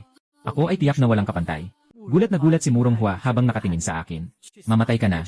Agad kong ginamit ang aking lakas. Handa na akong burahin siya. Huwag, hindi mo ako pwedeng patayin. Ang tatay ko si Murong Qinshan. Itim na agila. Bilisan mo, iligtas mo ako. Malakas na nagmamakaawa si Murong Hua. Ang tatay mo ay si Murong Qinshan. Talagang mabuting anak ka. Kung magkakaroon ng pagkakataon, pati ang tatay mo, papatayin ko rin. Sabi ko nang walang pakialam. Malakas na dumaloy ang pulang enerhiya papasok. Parang pinipiga ang isang langgam. Isang saglit lamang. Si Murong Hua ay tuluyan ng nawala ng ulira. Nawala sa mundong ito. Ikaw talaga ang pumatay kay Murong Hua. Talagang nagkaroon ka ng lakas ng loob. Tuluyan ng bumagsak si Black Eagle. Namatay si Murong Hua. Hindi siya makakapagsalita kay Murong Qinshan. Walang ibang daan kundi ang kamatayan. Mainay. Wala akong awa. Hari ng mga patay. Patayin ang mga taong ito. Biglang sumiklab ang labanan. Ang Black Hawk at ang iba ay talagang hindi makatalo sa King of the Dead ng Warring States. Diretso silang pinapahirapan. Matindi ang titig niya sa papalapit na Zhao Shan team. Galit na sigaw niya. Ano ang ginagawa ninyo? Mabilis, tulungan niyo kami laban sa halimaw na ito. Ngunit ang pinuno na si Zhao Shan ay walang magawa at umiling. Pasensya na. Kung alam namin na ang taong gusto ninyong labanan ay si Zhu Tian, hindi sana kami dumating. Harapin mo ako. Walang kahit anong balak na sumugod si Zhao Shan. Dahil alam niyang, kahit na lahat kami dito ay magsama-sama, hindi kami makakalaban sa isang tao lamang. Ano? Narinig ni Black Hawk ang sinabi ni Zhao Shan. Agad siyang nagulat. Mayroon kayong higit sa 100 blood markers. Paano hindi niyo sila kayang labanan? Sasabihin ko sa inyo ang totoo. Pinatay ng taong ito ang anak ni Murong Qingshan. Kung hindi kayo tutulong, tiyak na hindi niya kakayanin ito. Ito na ang huli niyang pag-asa na mabuhay. Ngunit sa mukha ni Zhao Shan, ay tanging kawalang magawa at malamig na damdamin. Ano ang magagawa para iligtas ka? Kahit na daan-daang tao ang sama-samang kumilos. Hindi kami makakatapat sa isang daliri ni Zhu Tenyi. Nagbago na ang panahon. Kahit na kayo ay ang mga pangunahing koponan ng ilalim ni Murong Qingshan. Kapag humarap sa Zhu Tian, kayo'y mga langgam lamang. Malamig na sinabi ni Zhao Shan. Siya rin ay isang blood marker. Mas alam niya kaysa sinuman ang agwat ng lakas na ito. Kahit sa pakikitungo sa digmaang bansa na patay, wala siyang ibang daan kundi ang kamatayan. Ano ang magagawa niya laban sa sinumang kayang talunin ang patay sa isang iglap? Kaya kong pahirapan ang mga demonyo para lumaban. Ito ay isa sa mga pinaka-nakakatakot na nilalang sa buong Dragon Kingdom. Paano ito posible? Paano magiging ganito kalakas ang isang tao? Hindi makapaniwala si Black Eagle at sumigaw. Ngunit sa susunod na sandali, ang haring patay ng digmaan ay biglang lumitaw sa kanyang harapan. Ang sirang mahabang espada na kayang putulin ang lahat. Agad na tumagos sa kanyang katawan. Sumpa, ang itim na agila ay nagbigay ng isang masakit na hikbi ng kawalang kasiyahan. Namatay ng masakit sa lugar, kasama ng kanyang kamatayan. Ang kuponan ng mga pangunahing mandirigma ay ganap na nawasak. Tinutukso ko ang lahat ng ito na parang walang nangyayari. Ito ang batas ng kaligtasan sa katapusan ng mundo. Sila ang mamamatay. O ako ang mamamatay. Malapit na. Muling bumalik sa katahimikan. Mabilis na tumakbo si Zhao Shan papalapit sa akin. Lubos siyang magalang na nagsabi. Ginoong Zhu Tian, ito ang mga puwersa mula sa kabisera. Ikinalulungkot ko ang pangyayaring ito. Kasabay nito, ako'y labis na nagpapasalamat na tinulungan niyo kaming alisin ang mga masamang espiritu dito. Tumango ako ng walang pakialam. Tumingin ako sa paligid. Maganda ang lokasyon ng paaralang ito. Sana makapagpatayo tayo ng isang kanlungan dito. Si Zhao Shan ay matalino. Agad na nakaintindi. Ginoong Zhu Tian, iwanan na lang ang maliit na bagay na ito sa amin. Maaari naming ipangako sa inyo. Sa loob ng isang buwan, ang lugar na ito ay magiging isang matibay na kanlungan. At ang may-ari ng kanlungan na ito, siyempre, si Ginoong Zhu Tian. Nakita niya ang napakamaina. Pinatpat ko ang kanyang balikat. Magandang trabaho, batang lalaki. Sa susunod, hahanapan kita ng ilang mga kapatid na babae. Ginoong Zhu Tian. Ngayon, halos nalinis na ang mga masasamang espiritu sa paaralan. Kahit ang may level na masamang espiritu ay tumakas na mula dito. Si Zhao Shan ay nagmamadaling bumiti at nagmungkahi. Bakit hindi tayo magpahinga sandali? Hintayin natin si Team Leader Lee na matapos ang kanyang mga gawain mamaya. At magdaos ng isang salu-salo. Tumingin ako sa kalangitan. Malapit nang magliwanag. Matapos ang pagdating ng dugo ng buwan, ang gabi ay labis na humahaba. Ilang oras na lang ang natitira bago lumubog ang araw. Bilang pinagmulan ng mga vampirang Jiangshi, kahit hindi ako namamatay kapag nasikatan ng araw, may likas akong pagkasuklam at pag-iwas dito. Dagdag pa, halos lahat ng masasamang nilalang ay nagkukubli tuwing araw. Kaya pumayag ako. Tuwang-tuwa si Zhao Shan. Agad siyang nagdala ng mga tao para tipunin ang mga nakaligtas. Dumating ang araw. Nakatagong ang masamang espiritu. Direktang tinawag ng digmaang patay na hari ang isang kakaibang kabaong na may inukit na 5 pangulong dragon. Pumasok siya rito. Si Xiao Yi ay nagdusa sa magdamag. Nakapangit ang buong katawan. Tumingin siya sa akin na may lungkot. Kuya, tayo na at magpahinga. Ang dumi-dumi ko na. Ikaw na lang ang pumunta. May iba pa akong kailangang asikasuhin. Sabi ko na. Hindi ko na siya pinansin. Hinawakan ko ang kamay ni Liu Ruxui at tumalikod na umalis. Ang layunin ko, 1,000 taong gulang na templo malapit dito. Ang Qinglong Temple. Ayon sa alaala ng nakaraang buhay. Doon magmumula ang isang puno ng himala. Sa oras na ito, unti-unti nang lumiwanag ang langit. Halos walang nararamdamang masamang enerhiya.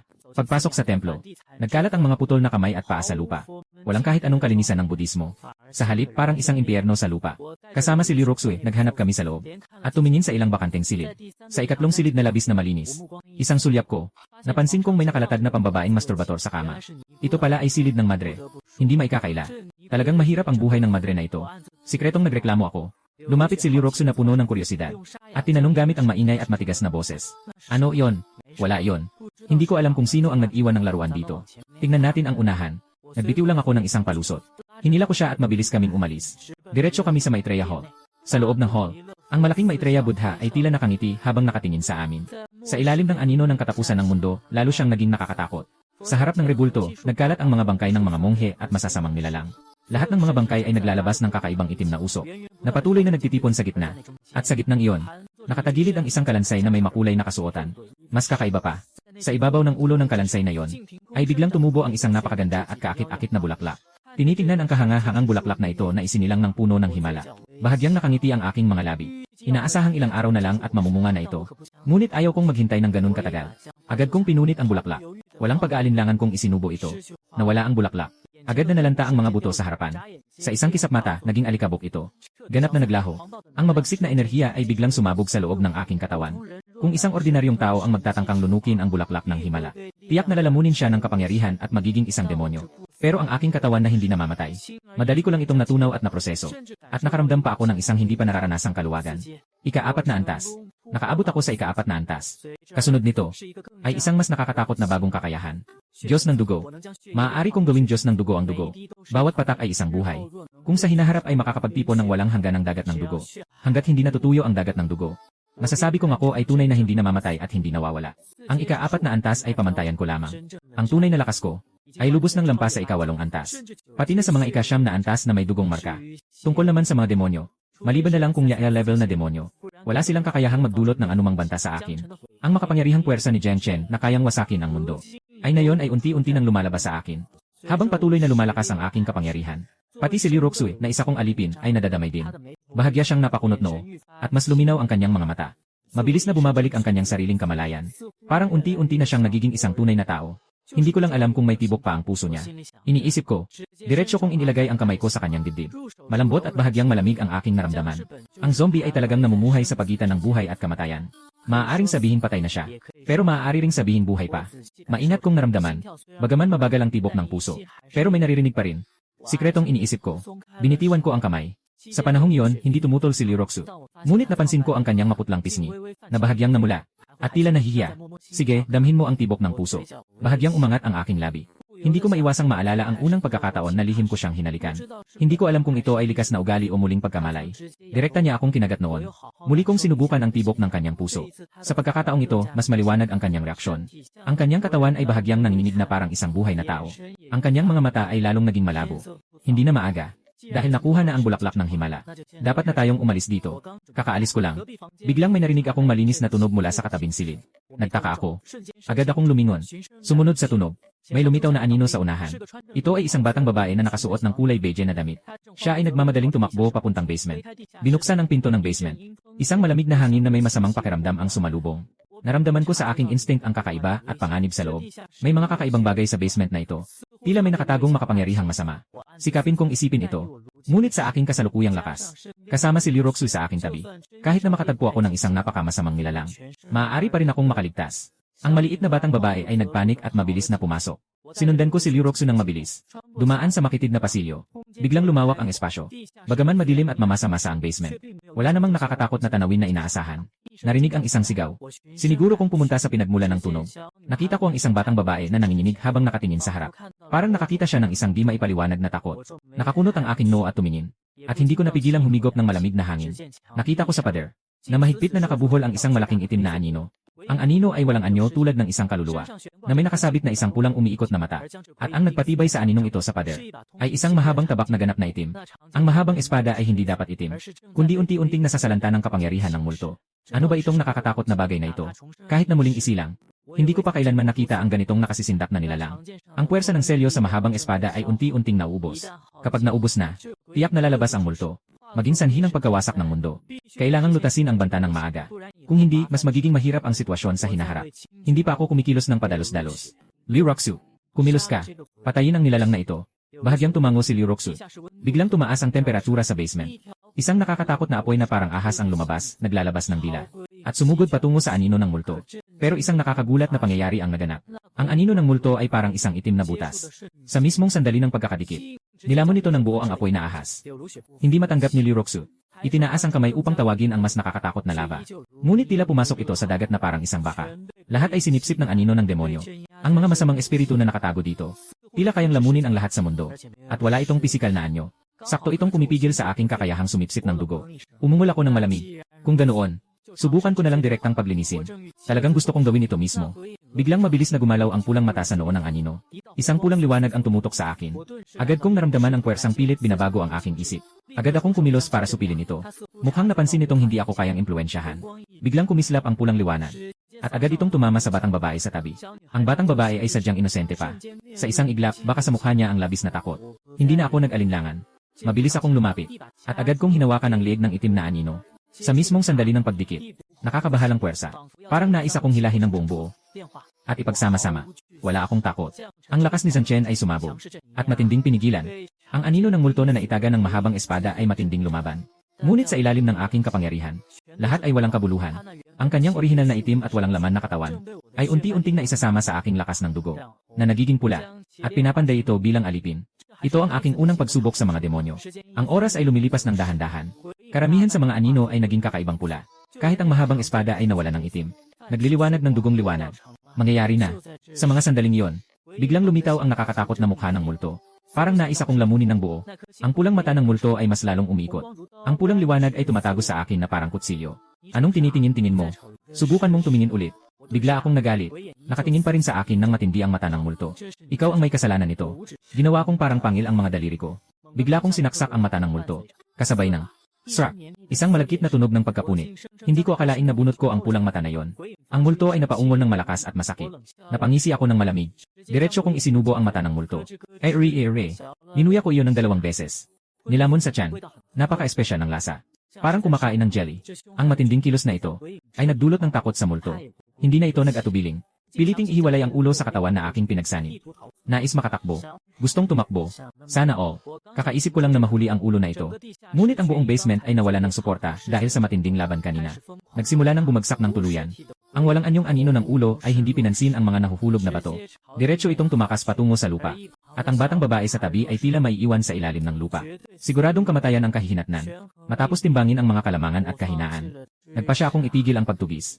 Hinuli ko ang batang babae. Kasama si Liroxu. At ang katawan ng Ghost Shadow na lubos kong sinakop at ang pulang-pulang mahabang espada. Mabilis kaming tumakas palabas ng basement. At bumalik sa ibabaw ng lupa. Sunod-sunod na impormasyon ang biglang pumasok sa isip ko. Nakakatakot na anino ng multo. May kakayahang pagdugtong-dugtungin ang kahit anong bahagi ng katawan. Mapulang mata ng multo. Kayang buksan ang mundo ng mga multo. Walang pakialam sa anumang ilusyon. At kayang pasukin ang kamalayan ng tao. Masamang espada ng Yuan Tu. Lalong lumalakas ang puot. Lalong tumitindi ang kapangyarihan. Sa oras na ito, ganap ko ng kontrolado ang 3 bagay na ito. Lulunukin ko ang pulang mata ng demonyo. May bahagyang init na dumadaloy sa aking noo. Kaagad, ang nakakatakot na mata ay hindi kumapit. Sa halip, tuluyan na itong naging bahagi ng aking katawan. Ang lahat ng lakas nito ay hawak ko na ngayon. Ang nakakatakot na multo na nawalan ng ulo at kamalayan ay kusang lumangoy papailalim sa akin. Unti-unti nitong tinakpan ang dati kong anino. Habang tinitingnan ko ang anino sa aking paanan na walang ulo, ngunit ubod ng nakakatakot. Bahagya akong napakunot noo. Balak ko sanang gawing alipin ang bangkay ito. Hindi ko inakalang magiging anino ko ito. Pero hindi naman ito masama. Matapos kong makuha ang anino ng multo at mata ng multo, napansin kong ang dati kong matigas na katawan ay naging mas maliksi na ngayon. Mukhang talagang pambihira ang anino ng multong ito. Hindi bababa sa class na demonyo. Tahimik kong naisip. Sa huli, ito ang masamang espada na Yuan Tu. Matalas ang talim ng espada. May kakaibang pulang kislap ito. Parang dugo na hindi kailanman natutuyo. Dahil sa walang hanggang pagnanasa nitong pumatay. Nagawang ikulong ang napakatakot na aninong ito. Tunay na isang makapangyarihang sandata. Ngunit kailangan mong magkaroon ng mas matinding pagnanasa sa pagpatay kaysa rito. Upang lubos na maunawaan. Magtatapos din sa pagkasira. Alam ko ang banta ng tabak na ito. Ngunit para sa akin, madali lang itong pigilin. Noon, salamat sa iyo. Sa mga sandaling iyon, biglang nagsalita ang batang babae sa tabi. Matapos niyang masaksihan kung paano ko pinigil ang anino ng multo. Tila nawala na ang pag-iinat niya. Engan, aalis na ako rito. Umalis ka na rin. Sabi ko lang iyon ng pabiro. Sabay nagising sa kanya ang 11 marka ng dugo. Sa tamang panahon, tiyak na magiging malakas. Maaari mo bang sabihin sa akin ang iyong pangalan? Pasensya na kanina. Akala ko pareho kayong mga zombie. Nag-atubiling nagtanong siya. Nag-isip ako sandali. Sumagot ako. Si Jian Chen. Ako si Bei Changxin. Lanan. Ayaw kong magpahaba ng usapan. Hinila ang kamay ni Liroxu at umalis. Bagaman nakatakas ang ulo ng multo, hindi ko maaring hayaan itong makabalik. Lumakad ng ilang distansya. Ang mata ng multo sa aking noo ay nagbigay sa akin ng pambihirang kakayahang makaramdam. Sa ilalim ng aking anino ng multo, bahagya kong naramdaman na si Bai Tianxin sa aking likuran ay naghubad ng kanyang mga damit. Sa kanyang maputing balat, biglang sumiklab ang mapanuksong marka ng dugo. At ito'y naging isang itim na phoenix na lumipad paitaas. Maging ang hangin ay nagdala ng mahina niyang bulong. Hindi ko inakalang makakatagpo ako ng ganitong kalakas na tao. Kahit ang anino ng multo ay hindi siya kayang talunin. Mukhang kailangan kong mapalakas ang aking lakas agad. Hindi siya isang tao, kundi isa siyang nilalang na tulad ko na nasa pagitan ng buhay at kamatayan. Ngunit ako ay mas nakatuon sa. Siya ay mas nakatuon sa kasamaan. Yung batang babae ay may kakaiba. May nakatagong mas malakas na kapangyarihan sa kanya. Biglang nagsalita si Liroxu. Tumango ako. Alam ko. Hindi na kailangang pansinin. Matagal ko nang naunawaan ang kanyang lihim. Walang saysay kung ibubulgar pa. Pumunta kami sa isang mall. CJ, Nandoon sa harap na mall ang ulo ng multo. Binuksan ko ang multo. Tulad ng isang makapangyarihang Diyos na nagsasalita. Sasalubungin ko siya. Sabi ni Liuroxu. Nakatikim ng pagkatalo sa multo sa basement. Natural lang na gusto niyang makabawi. Tahimik na tahimik sa loob ng mall. Puno ng mga bakas ng dugo sa sahig ngunit walang katawan na makita. Napakakakaiba. Mabilis na sinuri ng aking mata ang paligid. Agad kong natukoy ang isang malaking kaakit-akit na panda na laruan sa harap. Ito ang laruan. Wala akong sinayang na oras. Agad akong sumugod. Si Liuroxu ay hindi nag-atubiling tumawag ng lava. At inihagis ito patungo sa laruan. Biglang nagpakita ng nakakakilabot at mabagsik na mukha ang manika. Parang naging tunay na halimaw na gutom sa laman. Mabilis itong sumugod papunta sa akin. Kung natalo ko na ito minsan, matatalo ko ulit ito sa pangalawang pagkakataon. Magpakalugmok ka sa impyerno. Ang Yuan Tu Sword na naglalabas ng walang katapusang pagnanasa sa pagpatay, ay walang kahirap-hirap na biniyak ang manika. Ang ulo ng multo na nakatago ay nahati sa dalawa, na mahigpit na nakabalot at sinusunog ng naglalagablab na lava. Hindi ba ito dapat mamatay? Tumingin ako ng nagtataka sa nahating ulo ng multo, na pinapainit ng nagliliyab na apoy. Ngunit tila wala pa rin itong palatandaan ng pagkasira. Mukhang kailangan ko nang gumawa ng hakbang para may proseso ito. Sa ilalim ng aking labis na kapangyarihan, ang ulo ng multo ay mahigpit na nakabalot. Nangangalit at walang daang matakasan. Humuhikbi, kasama ang huling sigaw na puno ng pighati. Upang hindi ako maapektuhan, ito ay nagdesisyon na sumabog. Ang mabangis na lakas ay biglang sumabog. Ngunit hindi ito nakasakit sa akin at kay Liuroxu kahit kaunti. Biglang sumimangot ang aking noo. Agad kong napansin na may hindi tama. Ang pagsabog ng ulo ng multo ay hindi para sa kapwa pagkawasak, kundi upang magpadala ng isang senyales gamit ang lakas. Sa aking pakiramdam, ang mga demonyo sa paligid ay nagmamadaling nagtipon sa pamilihan. Sila'y sumira sa mga pagbabawal ng araw. Hindi pinansin ang init ng araw. At ang tanging layunin ay ako lamang. Walang katapusang masasamang nilalang ang nagtipon. Nagmamadali silang sumugod sa akin. Isang nakababahalang alon ng mga bangkay na maaaring magdulot ng malaking kapahamakan. Ngunit sa aking paningin, ito'y isang piging. May tiwala ka bang harapin ito? Tumingin ako kay Liuroxu at nagtanong. Hindi nagsalita si Liuroxu. Kumindat lamang siya ng matatag. Nagpakita ako ng magaan ng ngiti. Kung ganoon, magkakaroon tayo ng hiwalay na aksyon. Lutasin ang mga masasamang ito. Sasabihin ko ang totoo. May konting pasasalamat ako sa ulo ng multo. Karaniwan, naiirita ako sa bagal ng pag-level up sa pagpatay ng mga halimaw. Pero bago ito sumabog, tinawag nito ang mga demonyo sa loob ng ilang kilometro. Diretso nitong pinadali ang aking oras sa paglalakad. At saka, araw ngayon, malaki ang nabawas sa lakas ng mga demonyo. Walang pagdududa. Ako at si Liuroxu ay pumili ng kanya-kanyang direksyon. At nagsimula ng isang mabangis na pagpatay. Hawak ko ang Yuan Tu Sword. Ang mga level na demonyo ay parang mga langgam na naglalaho sa harap ko. Tanging ang mga E-level na demonyo ang bahagyang nakakapagpabagal ng aking galaw. Kasabay nito, sa militar ng lungsod ng Jianghai, si Kapitan Li ay masigla dahil nilinis ko ang 10,000 masasamang espiritu. Naghahanda na siyang makipagkita sa akin. Ngunit isang sundalo ang nagmamadaling pumasok. Masama ang nangyari. Sa labas ng Jianghai, biglang lumitaw ang isang malaking bilang ng masasamang espiritu. Sa paunang pagtataya, umaabot ito sa 300,000. Nagtaka si Kapitan Li sa kanyang narinig. Ano nang sinabi mo? Ulitin mo, gaano karaming masasamang espiritu? Kapitan Li, 300,000. At ito ay konserbatibong pagtataya pa. Ang sundalo ay nag-atubiling nagsalita. 300,000 masasamang espiritu. Sapat na upang wasakin ang buong lungsod. At ang mga tagasunod niya, ang mga blood markers, ay aabot lamang sa 300. Diretso nang bumagsak si Kapitan Li sa lupa. Kapitan Li, ano ang gagawin natin? Baka dapat tayong lumaban hanggang sa huli. Hindi nakatiis ang isang sundalo na nagtanong. Ano ang gagawin? O kaya'y maghintay na lamang sa kamatayan? Tumakbo ka na. 300,000 masasamang espiritu ang sabay-sabay na nagtipon. Kahit ang lakas ng buong bansa ay hindi kayang humarap dito. Huwag nang banggitin ang mga pinsala sa iba't ibang dako ng longgo. Imposibleng ilipat ang lakas ng buong bansa para sa isang Jianghai Shi. Si Li ay tila nawawala ng pag-asa. Nangangatog ang kamay na kumuha ng papel at panulat. Nagsimulang magsulat ng liham ng pamamaalam. Hindi nagmamalasakit ang anak.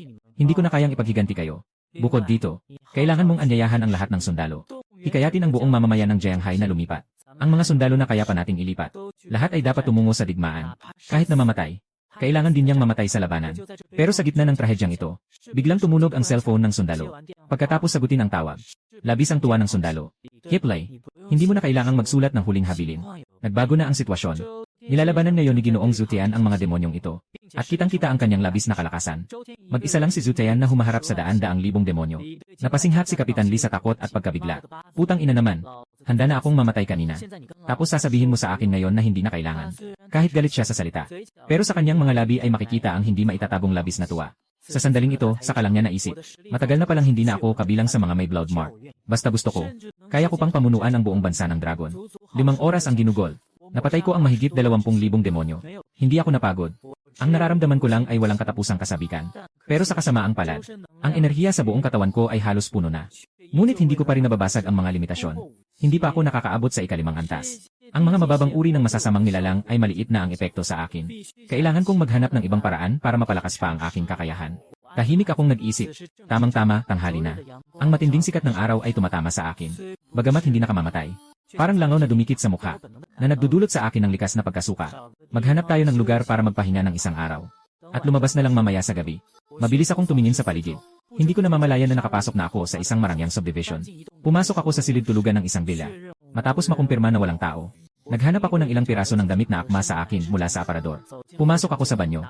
Kahit na nagiging bangkay, halos nawalan na ako ng pandama. Nananatili pa rin sa akin ang mga ugali ng pagiging tao. Nagmumula ang mainit na tubig. Hinugasan ang lahat ng dumi at dugo sa katawan. Naghugas ako ng mahigit 10 minuto. Lumabas ako na walang saplot, dahan-dahan. Ngunit paglabas ko, biglang itinulak ng isang tao ang pinto mula sa labas. Isang mayamang nakasuot ng mahabang sutla na damit. Ang nagdala ng maraming gamit sa buhay pumasok. Nang magkatitigan kami, una siyang labis na nagulat. Pagkatapos, hindi niya namalayang ibinaba ang tingin niya. At mataman niyang tinitigan ang aking harapan. Nabitawan niya sa takot ang mga hawak niyang gamit. Sa mukha niyang may mahinang makeup. Biglang lumitaw ang labis na takot. Yung ekspresyon, parang natatakot sa isang nakakatakot na dambuhalang bagay. Na talagang nanginginig sa takot. Sino ka? Bakit ka nandito sa kwarto ko? Ang babae sa harap na nakasuot ng sutla na damit ay biglang sumigaw. Ang kanyang matambok na katawan ay nanginginig ng malakas. Kakatapos ko lang maligo, hindi pa ako nakapagbihis. Medyo awkward ang sitwasyon. Kaya pala, ito ang bahay mo. Pasensya na talaga. Nanghiram ako ng kwarto para maligo. Sabi ko nang walang pag-alinlangan. Bakit wala ka pang suot na damit? Nakatayo ka na walang damit sa gitna ng araw. Pinigilan niya ang kanyang mga mata. Ang mga daliri ay tahimik na bumukas. Nang ako'y maging bangungot. Maliban sa balat na halos transparent. Ang katawan ay maayos at kaakit-akit sa ilalim ng proteksyon ng multo. Ang yaman sa ilalim ay nagdudulot sa kanya ng hindi sinasadyang pagnanasa. Ayaw kong magpaliwanag ng marami. Diretso akong nagtanong. Nakita ko dati na may damit ng lalaki sa kwarto mo. Iyan ay sa asawa mo. Anong nangyari? Naging malungkot ang kanyang mukha. At ngayon, nasaan ang asawa mo? Tahimik siyang yumuko. Ang sagot ay maliwanag. Sa isang mundo na pinaghaharian ng kasamaan, ang buhay ng karaniwang tao ay mas mababa pa sa damo. Ikaw ba yung sinasabing tagapagdala ng dugo? Tumingin ang ginang sa aking puting buhok at pulang mga mata. Bigla siyang nagtanong. Nagulat ako. Agad kumalat ang balita sa unang araw ng katapusan ng mundo. Paano mo nalaman? Narinig ko mula sa mga tao sa komunidad. Dapat hindi mo pa alam. Mayroong isang dugo ng mansa sa ating komunidad. Kaya niyang magpatawag ng tubig para umatake. Kahapon, marami siyang napatay na masasamang espiritu. Habang papalapit siya sa akin, ipinapaliwanag niya. Ngayon, ang taong ito ang leader ng ating komunidad. Kontrolado niya ang ilang supermarket. Kailangan ng pumila para kumuha ng supply. Sa mata ng mga nakaligtas, ang lalaking nagising sa kapangyarihan ay ang lokal na emperador. Dahil ikaw ay isang tagapagdala ng dugo. Ano ang iyong kakayahan? Itinaas niya ang kanyang mukha. Tinitignan ko yung tao na yon. Yung tubig na tinawag niya ay kayang sirain ang isang pader. Gusto mo talagang malaman? Sabi ko sa kanya. Alam ko nang mabuti ang iniisip niya. Ito ay ang likas na pagnanais ng mga mahihinang babae na humanap ng malakas na kakampi. Tama. Maliit na kapatid. Ipakita mo kay ate. May ipapakita rin si ate na maganda sa'yo. Lumapit siya sa akin. Ang mga mata niya ay nangakit. Ipakita mo kay ate. May ipapakita rin si ate na maganda sa'yo. Hindi ko kayang ipakita ang kakayahan ko ngayon. Pero mamaya, malalaman mo rin. Yakapin ko siya sa kanyang manipis na baywang. Hindi ako nahulog sa kanyang alindog. Gusto ko lang tiyakin. Matapos maging siya ang ministro. Kung ang katawan na ito ay may natitirang likas na ugali ng isang lalaki. Ayos lang. Kaya't dapat alagaan ng nakababatang kapatid ang kanyang ate. Pumasok siya sa aking mga bisig. Ang katawan ay malambot at walang buto. Pinunit ko ang nakakainis na mahabang palda. Tumingin sa kanyang maputing balat. Sabi ko sa kanya, akala ko isa ka palang maliit na puti. Nakakainis. Nahihiya siyang sumagot. Pulang-pula ang kanyang mukha. Siya ay mayroong nakakatakot na nakaraan sa mga asawa. Lahat ng kanyang mga asawa ay misteryosong namatay sa kama. Kaya't napilitan siyang makahanap ng hindi kayang gampanan na lalaki. Hanggang sa ang kanyang asawa ay namatay sa kamay ng masama. Ngunit hindi niya inaasahan na hindi lamang ako kayang gampanan, kundi sobrang lakas pa. Matapos ang isang gabi ng ligaya. Hindi na kaya. Mamamatay na ako. Pakiusap, pakawalan mo ako. Ang babae ay nakahandusay sa lupa na parang patay na isda. Ganap na bumagsak. Ako'y napakalakas. Ang aking lakas ay lampas na sa limitasyon ng tao. Mas ikinagulat ko pa ay, may mahina at patuloy na daloy ng hangin mula sa kanya, na walang humpay na pumapasok sa aking katawan. Ang aking matigas na katawan ay tila naging mas malambot at mas magaan dahil dito. Tinitignan ko ang babaeng walang pag-asa. At nagkaroon ako ng higit pang interes. Dahil kung ang ganitong paraan ay makakapagpahupa ng pagkatig. Kung gayon, ang villa na ito. Sa ngayon, hindi ko balak umalis. Dahil ang may bahay ay hindi makapagrebelde. Kaya't kailangan lang niyang pasukin ang sitwasyon. Nararamdaman ang kanyang lambing. Ang aking pinigilang damdamin ay nakatakas din. Ang babae ay parang isang fire extinguisher. Sa mga kritikal na sandali, palaging kayang patayin ang pag-alboroto ng lalaki. Nagbibigay ng kapayapaan sa puso. Samantala, sa loob ng Zhenhai University of Science and Technology, pinagsama-sama ni Zhao Shan ang mga nakaligtas upang simulan ang pagbabago ng universidad bilang kanlungan. Dumating ang oras sa 3:00 ng hapon. Ang liwanag ay naging madilim na. Ang mga tagapag-ugat ng dugo ay sabay-sabay na kumakain sa kantina. Upang harapin ang nalalapit na gabi, naka-black na spaghetti strap si Xiaoyi. Nagtutukod sa kanyang plato ng rice bowl. Na tila walang gana. Halos isang araw na ito. Bakit hindi pa bumabalik si Zuchan? Nawawalan siya ng gana sa pagkain at tulog. Bagamat hindi pa matagal ang pagkakakilala. Parang tanging nandyan siya sa tabi ko. Siya lang ang may seguridad. Nang siya ay handa ng maglakad-lakad. Ilang tao na nakasuot ng makukulay na damit ang lumapit. Bakit kami ay nakakaubos lang ng instant noodles at boxed meals? Samantalang kayo ay nakakakain ng ganitong masasarap na pagkain. Tama. Kami ay mga mamamayan ng malaking bansang Sakura. Ganito nyo kami tratuhin. Musika, napaka nakakainis. Itong mga estudyanteng banyaga mula sa Japan, pagpasok pa lang nila, nagmumura na. Lumapit ang mga sundalo para humadlang. Ngunit isa sa mga demonyong Asyano ay naglabas ng pulang liwanag. Bigla itong humugot ng samurai na espada. At pinagsasaksak ang sundalo. Nagmumukhang nag-aalala si Xiaoyi. Ang mga demonyo ng silangan ay nagising ng espesyal na mga pattern. Hindi kayang pigilan ng mga karaniwang sundalo. Baka, mamatay ka. Ang demonyo ng silangan ay nagpakita ng nakakatakot na anyo. Sa isang iglap, si Xiaoyi ay nagpakita ng kanyang tunay na anyo ng dugo. Ipinagpag ang isang kakaibang apoy ng Kinkyu. Ang mga demonyo ng silangan ay nag-aalala habang humahampas ng espada upang depensahan. Sumigaw siya. Ikaw, babaeng mula sa Dragon Country. Mangahas ka pang umatake sa akin. Kami ay mga marangal na tao ng Cherry Blossom Country. Ang ginagawa mo ay magdudulot ng digmaan sa pagitan ng dalawang bansa. Isang ibang demonyo ng silangan ang nagmamalaki at sumusuporta. Kozer-kun, huwag mo nang sayangin ang oras mo sa kanila. Ang mga taong ito mula sa Longgo ay puro duwag. Nagtatago pa sa likod ng mga babae. Sa tingin ko, maganda ang babaeng ito. Bakit hindi natin siya dalhin sa kwarto? Mahilig talaga ako sa mga dalaga mula sa Longgo. Umiti ng malaswa si Kozer. Lumapit kay Xiaoyi at iniabot ang kamay. Magandang dalaga. Ngayon, basta samahan mo lang kami ngayong gabi. Makakalimutan na namin ang nangyari kanina. Napatawa si Xiaoyi sa sobrang galit. Ginamit ang buong lakas.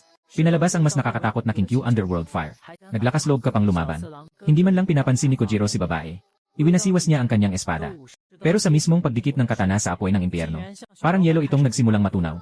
Impossible ito. Sigaw ni Kojiro. Mapunta ka na sa impyerno. Tuluyang nilamon siya ng apoy ng impyerno. Pagkatapos ng mga sigaw ng pag-iyak, si Kjer ay naging abo. Pinaslang mo si Kjer. Magbabayad ka para dito. Ang natitirang mga demonyo ng silangan ay nagulat at umatras. Habang ang di mabilang ng mga sundalo ng Dragon Nation na nagalit, ay pinalibutan sila. Ito ay teritoryo ng Dragon Nation. Hindi pa panahon para sa inyo na maghasik ng gulo. Isang sundalo ang lumapit at sumigaw.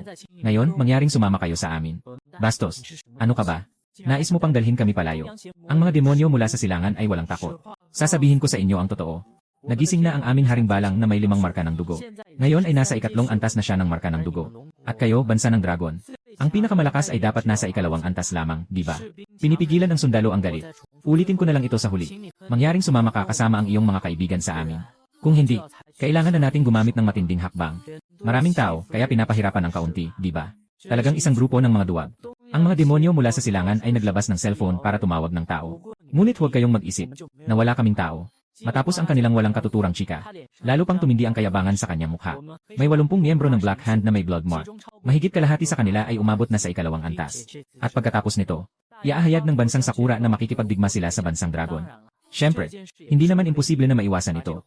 Ibigay niyo sa amin ang dalagang ito para kami ang bahala sa kanya. At ang nangyari kanina ay kalilimutan na lang namin. Nakatingin siya kay Xiaoyi. Kitang-kita ang kanyang kasakiman. Nagulantang ang mga tao ng Longbo. Putangina. Hindi ko na kaya. Sobrang yabang ng demonyong tagagiri na ito. Nasa Longgo tayo. Hindi pwedeng magwala ang mga demonyong tagagina dito. Patayin natin sila. Tama. Wala pang 70 ang mga may dugong marka. Ano bang gulo ang kaya nilang gawin? Habang nagkangalit ang mga sundalo, dumating si Zhao Shan na nakatanggap ng balita. Putang ina. Patayin niyo ang mga demonyong hapong yan para sa akin. Walang sinuman ang palalampasin. Matinding nagalit si Zhao Shan. Naglalakas loob pa kayong manggulo. Pati kaibigan ni Ginoong Zutean ay tinutukso pa. Kahit patayin kita ng 10,000 beses, hindi pa sapat. Nakatanggap ng utos. Parang sinilihan ng dugo ang mga sundalo. Hindi na nila kailangan ng baril. Diretsong sumugod gamit ang mga kamay na kipagsuntukan. Ay, hindi niyo dapat gawin to. Hindi kayo patatawarin ng kagalang-galang na emperador ng langit na tipaklong. Marami kayo, inaapi ang kakaunti. Wala kayong kahit kaunting espiritu ng pagiging mandirigma. Unti-unting humina ang mga sigaw ng sakit at pagtutol. Ilang demonyong Hapones ang napatay sa bugbog ng marami. Ibigay mo sa mga aso ang kanilang mga bangkay. Nakakainis makita ang grupong ito ng mga demonyong mula sa silangan. Mabilis na nag-utos si Zhao Shan at nakipaggalang kay Xiaoyi. Pasensya na kanina. Hindi ko akalain na ang mga estudyanteng mula sa bansang Sakura ay magiging ganito kaarogante. Walang anuman. Ngunit mukhang nakipag-ugnayan ang grupong ito ng mga demonyong silanganin sa kanilang mga kasabwat. Nais nilang umatake sa atin. Pahayag ni Xiaoyi. Huwag mag-alala. Ipinagkakatiwala namin ito sa inyo. Sinisiguro ni Zhao Shan sa pamamagitan ng pagtapik sa kanyang dibdib. Sa pamamagitan ng satellite na larawan, maaari nating matukoy ang mga taong ito sa sandaling dumating sila. Lanan, hindi na maaga. Tila muling magkakaroon ng kaguluhan ang mga masamang espiritu. Tumingin si Xiao Yi sa labas ng bintana. Dahil wala ako. Walang dahilan pero parang wala siyang kapanatagan. Sa isang lugar sa Jianghai City, may mga grupo na nagtatangkang gamitin ang kapangyarihan ng masamang espiritu upang magdulot ng kaguluhan. Ang mga yakuza mula sa Dragon Country at Sakura Country ay nagtitipon-tipon ngayon. President Inu, mukhang may problema si Nakujiro at ang grupo niya. Dapat ba tayong tumulong sa kanila? Tanong ng isang gangster mula sa silangan na tila walang pakialam. May kayakap pa siyang babaeng Koreana na halatang nagparitok. Ayon sa balita ni Kojiro, mukhang ang hukbo ng Longguo ay gustong gawing kanlungan. Ang Universidad ng Teknolohiya, si Ginoong Inu ay may masamang anyo. Hindi na kailangang mag-alala ang mga karaniwang sundalo. Mayroong talagang 200 tunay na tagapagdala ng dugo. Talagang mahirap itong muyain. Isang ibang nilalang na nakasuot ng kimono ang nagmamalupit. Anong kakayahan meron ang grupong ito ng mga Chino? Tayo na mahigit 80 na mga tagapagsalita ng dugo. Hindi ba natin kayang harapin ito? Si Pangulong Inu ay nagpasindi ng sigarilyo at ngumiti ng malamig. May isang sinaunang kasabihan sa Longguo na nagsasabing ang marunong makilala sa sitwasyon ay isang henyo. Tiyak na kailangan itong labanan. Ngunit hindi ito ang tamang oras. Habang tinititigan siya ng mga tauhan niya ng may pagdududa, bumuga ng makapal na usok si Inu. Kagabi, nakakilala ako ng isang S-class na demonyo. Basta maakit natin ang demonyong iyon dito, siguradong malilipol natin silang lahat. Ayos, talagang malupit mag-isip si President Inu. Sa pagkakataong ito, siguradong malilipol natin ang mga insik na baboy na yan. Hahaha. Bumalik ang tingin sa ginang sa loob ng mansyon. Punong-puno siya ng pagnanasa. Mapanukso ang kanyang tingin habang nakatingin dito. Talagang mapagbiro ang tadhana. Nang marinig ko siyang magsalita, doon ko lang siya napansin. Hindi siya nagreklamo kahit kaunti. Nilunok niya ang dugo kong natira sa kanyang katawan. Ito ay naglalaman ng dugo ng general na may kapangyarihan ng ninuno ng mga vampira. Ibig sabihin nito, malapit na siyang magbago at maging aking patay na alagad. May nagsabi na ba sa'yo na ang pagkain ng kung ano-ano ay maaaring magdulot ng pagkalason? Umiti ako ng bahagya. May biro sa kanyang ngiti. Wala siyang kaba. Binalikan pa niya ng mapanuksong tingin. Naawa ako kay ate. Wala namang hinihingi sa'yo si ate. Ikaw ay isang may dugong marka. Balang araw, tiyak na magtatagumpay ka. Ituring mo na lang si ate bilang kabit. Minsan o hindi, isang beses o 2 beses ay sapat na. Wala akong masabi. Parang talagang ginagamit mo lang ako bilang suporta. Pero maganda na may pag-unawa ka. Pagkatapos ng sinabi ko, bigla siyang nagkunot ng noo. Naramdaman ko ang mainit na pagsunog sa aking tiyan. Nagsimula akong mamula sa buong katawan. Baka talagang napoison ako. Tumingin sa akin ang may bahay na may lungkot. Hindi ako nagsalita. Ito rin ang unang pagkakataon kong subukan ito. I convert ang isang normal na tao. May posibilidad bang may mangyaring hindi inaasahan?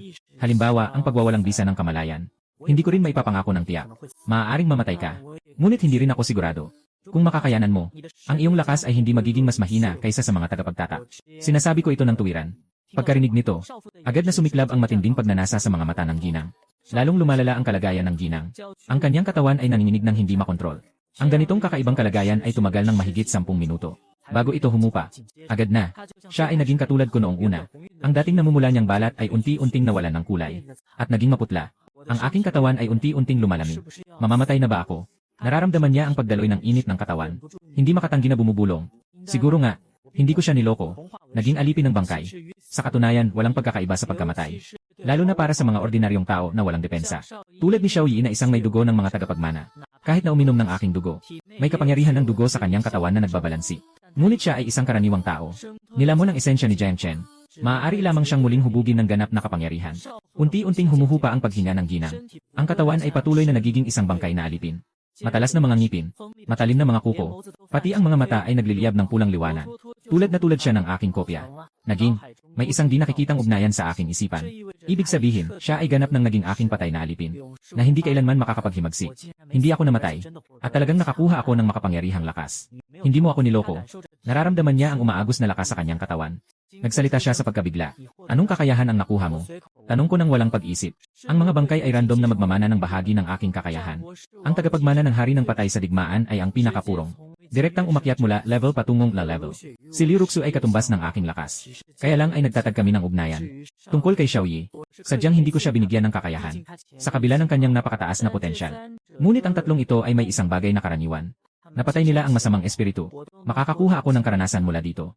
Nakuha ko na. Dugo ng pagnanakaw. Sabi niya ng may kasiyahan. Dugo ng pagnanakaw. Ayos lang ang kakayahang ito. Tumango ako. Bilang pinakapangunahing kakayahan. Hindi lang siya kayang sumipsip ng dugo para gumaling. Kaya pa niyang mabuhay ng mas matagal kaysa sa lahat ng may blood mark. Pati nga sa isip ko, may pumasok na isang napaka-weird na hinala. Dahil sa kakayahang ito, Baka nga pati ang regla niya, kaya niyang i-absorb at i-recycle sa sarili. Tama nga pala. Hindi ko pa pala alam ang pangalan mo. Tinitigan niya ako ng may seryosong mga mata. Tawagin mo akong Ginoo. Wala akong pag-alinlangan. Ginoo, bagamat nakakahiya. Ngunit napagtanto niyang hindi niya kayang tumanggi. Parang ito ay nakaukit sa kaibuturan ng kanyang kaluluwa. Ginoo, ang tawag sa kanya ay Liezi. Mula ngayon, tawagin mo na siyang Yezi. Para siyang isang maamong pusa. Nakadikit ang kanyang mga dibdib sa aking braso. Sa kabataan, hindi ko alam ang ganda ng isang may asawa. Habang ako'y humahanga sa alindob ng karanasang ito, tumingin ako sa labas ng bintana. Malapit na ang oras. Kailangan ko nang bumalik. Kahit hindi pa umabot ng alas 4. Dumidilim na sa kalangitan. Sa loob ng kalahating oras, ganap nang darating ang gabi. Magsisimula na ang kasayahan ng mga masama. Huwag naman. Gusto pa sanang sumubok ulit. Si Liezi ay may pag-asa na pigilin. Ngunit siya sa aking paningin ay sinusuri kung kaya ko pang bumangon muli. Bilang isang kasangkapan. Siyempre, hindi ko na siya patuloy nagugugulan ng oras. Susunod, meron ka lamang isang misyon. Iyon ay bumuo ng isang maliit na kanlungan. Ayon sa iyong kasalukuyang kakayahan, dapat madali niyang mapagtagumpayan ang blood marker na iyon. Sa kanyang kasalukuyang lakas na kayang pumatay ng kalahati ng mga ikalawang antas na blood marker. Madali lang siyang mangibabaw sa komunidad. Yuha, huwag mag-alala, Ginoo. Sisikapin kong tapusin ang iyong misyon. Sabi ni Liezi nang may malambing na tinig. Sa kanyang paghatid, umalis ako sa villa. Lumipad patungo sa Jiangha University of Science and Technology. Dahil sa ulo ng multo, halos naubos na ang mga demonyo sa paligid. Ang mga demonyo sa buong Jiangha City, tinatayang hindi lalampas sa 1,000,000.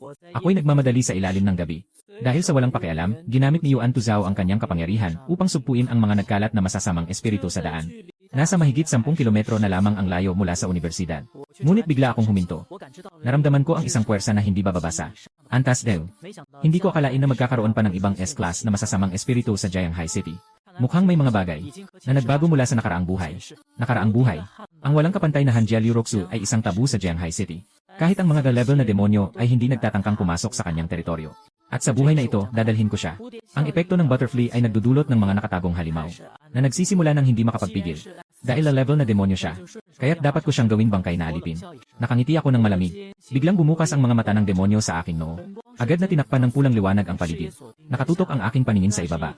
Isang halimaw na kasing laki ng higanting elepante. Isang madugong itim na tigre na may mga guhit. Ngunit, ang talagang nagpasurpresa sa akin ay hindi ang halimaw na ito. At nakita ko ang batang babae na nakilala ko sa templo kanina. Si Bei Changxin, na nakasakay ng maayos sa likod ng nakakatakot na itim na tigre, na may malambing na ekspresyon. At ang S-class na tigre na kayang pumatay ng sinuman, ay walang kahit anong galit sa kanya. Agad itong nakakuha ng aking atensyon. Bagamat napansin na ang kanyang kakaibang kilos sa templo noon pa man. Ngunit sa sandaling ito, talagang nakakabigla. Iyon ay isang na-level na demonyo na kayang magpabagsak ng isang maliit na bansa, na napakamaamo na pinapasa ng isang bata. Hindi ako nagmadaling lumabas, kundi nagmasid sa dilim. Nakita kong dahan-dahang hinahaplos ng batang babae ang noo ng itim na tigre. Isang pulang liwanag ang lumitaw mula sa kanyang palad. Kasunod nito, sa noo ng itim na tigre, ay biglang lumitaw ang isang pulang marka. Marka ng dugo. Sa mismong sandali na nabuo ang marka ng dugo, naglabas ng nakakayanig kaluluwang atungal ang itim na tigre. Biglang lumakas ang kanyang enerhiya. Parang nakamit niya ang isang uri ng pag-angat. Kaya palang itaas ang antas ng masamang espiritu. Ano ba talaga ang batang ito, tao? O masamang espiritu? Naisip ko sa aking isipan. Ngunit kahit na tumaas ang lakas, hindi ko pa rin pinapansin ang itim na tigre na ito. Ang makakatapat sa akin ngayon ay tanging ang lakas na antas ng masamang espiritu mula sa nakaraang buhay. Ipinakita ko ang aking itim na mga buto sa likod. Bigla akong dumating sa harap niya. Malamig na nagtanong, Bei Changxin, dapat ay tama ang alaala ko sa pangalan mo, di ba? Sa harap ng aking biglaang paglitaw, si Bei Tianxin ay bahagyang umangat ang kilay. Mukhang nagbago ka matapos makuha ang mata ng multo. Malaki ang pagtaas ng lakas. Ang higanting itim na tigre sa kanyang mga hita ay nakaramdam ng aking presensya.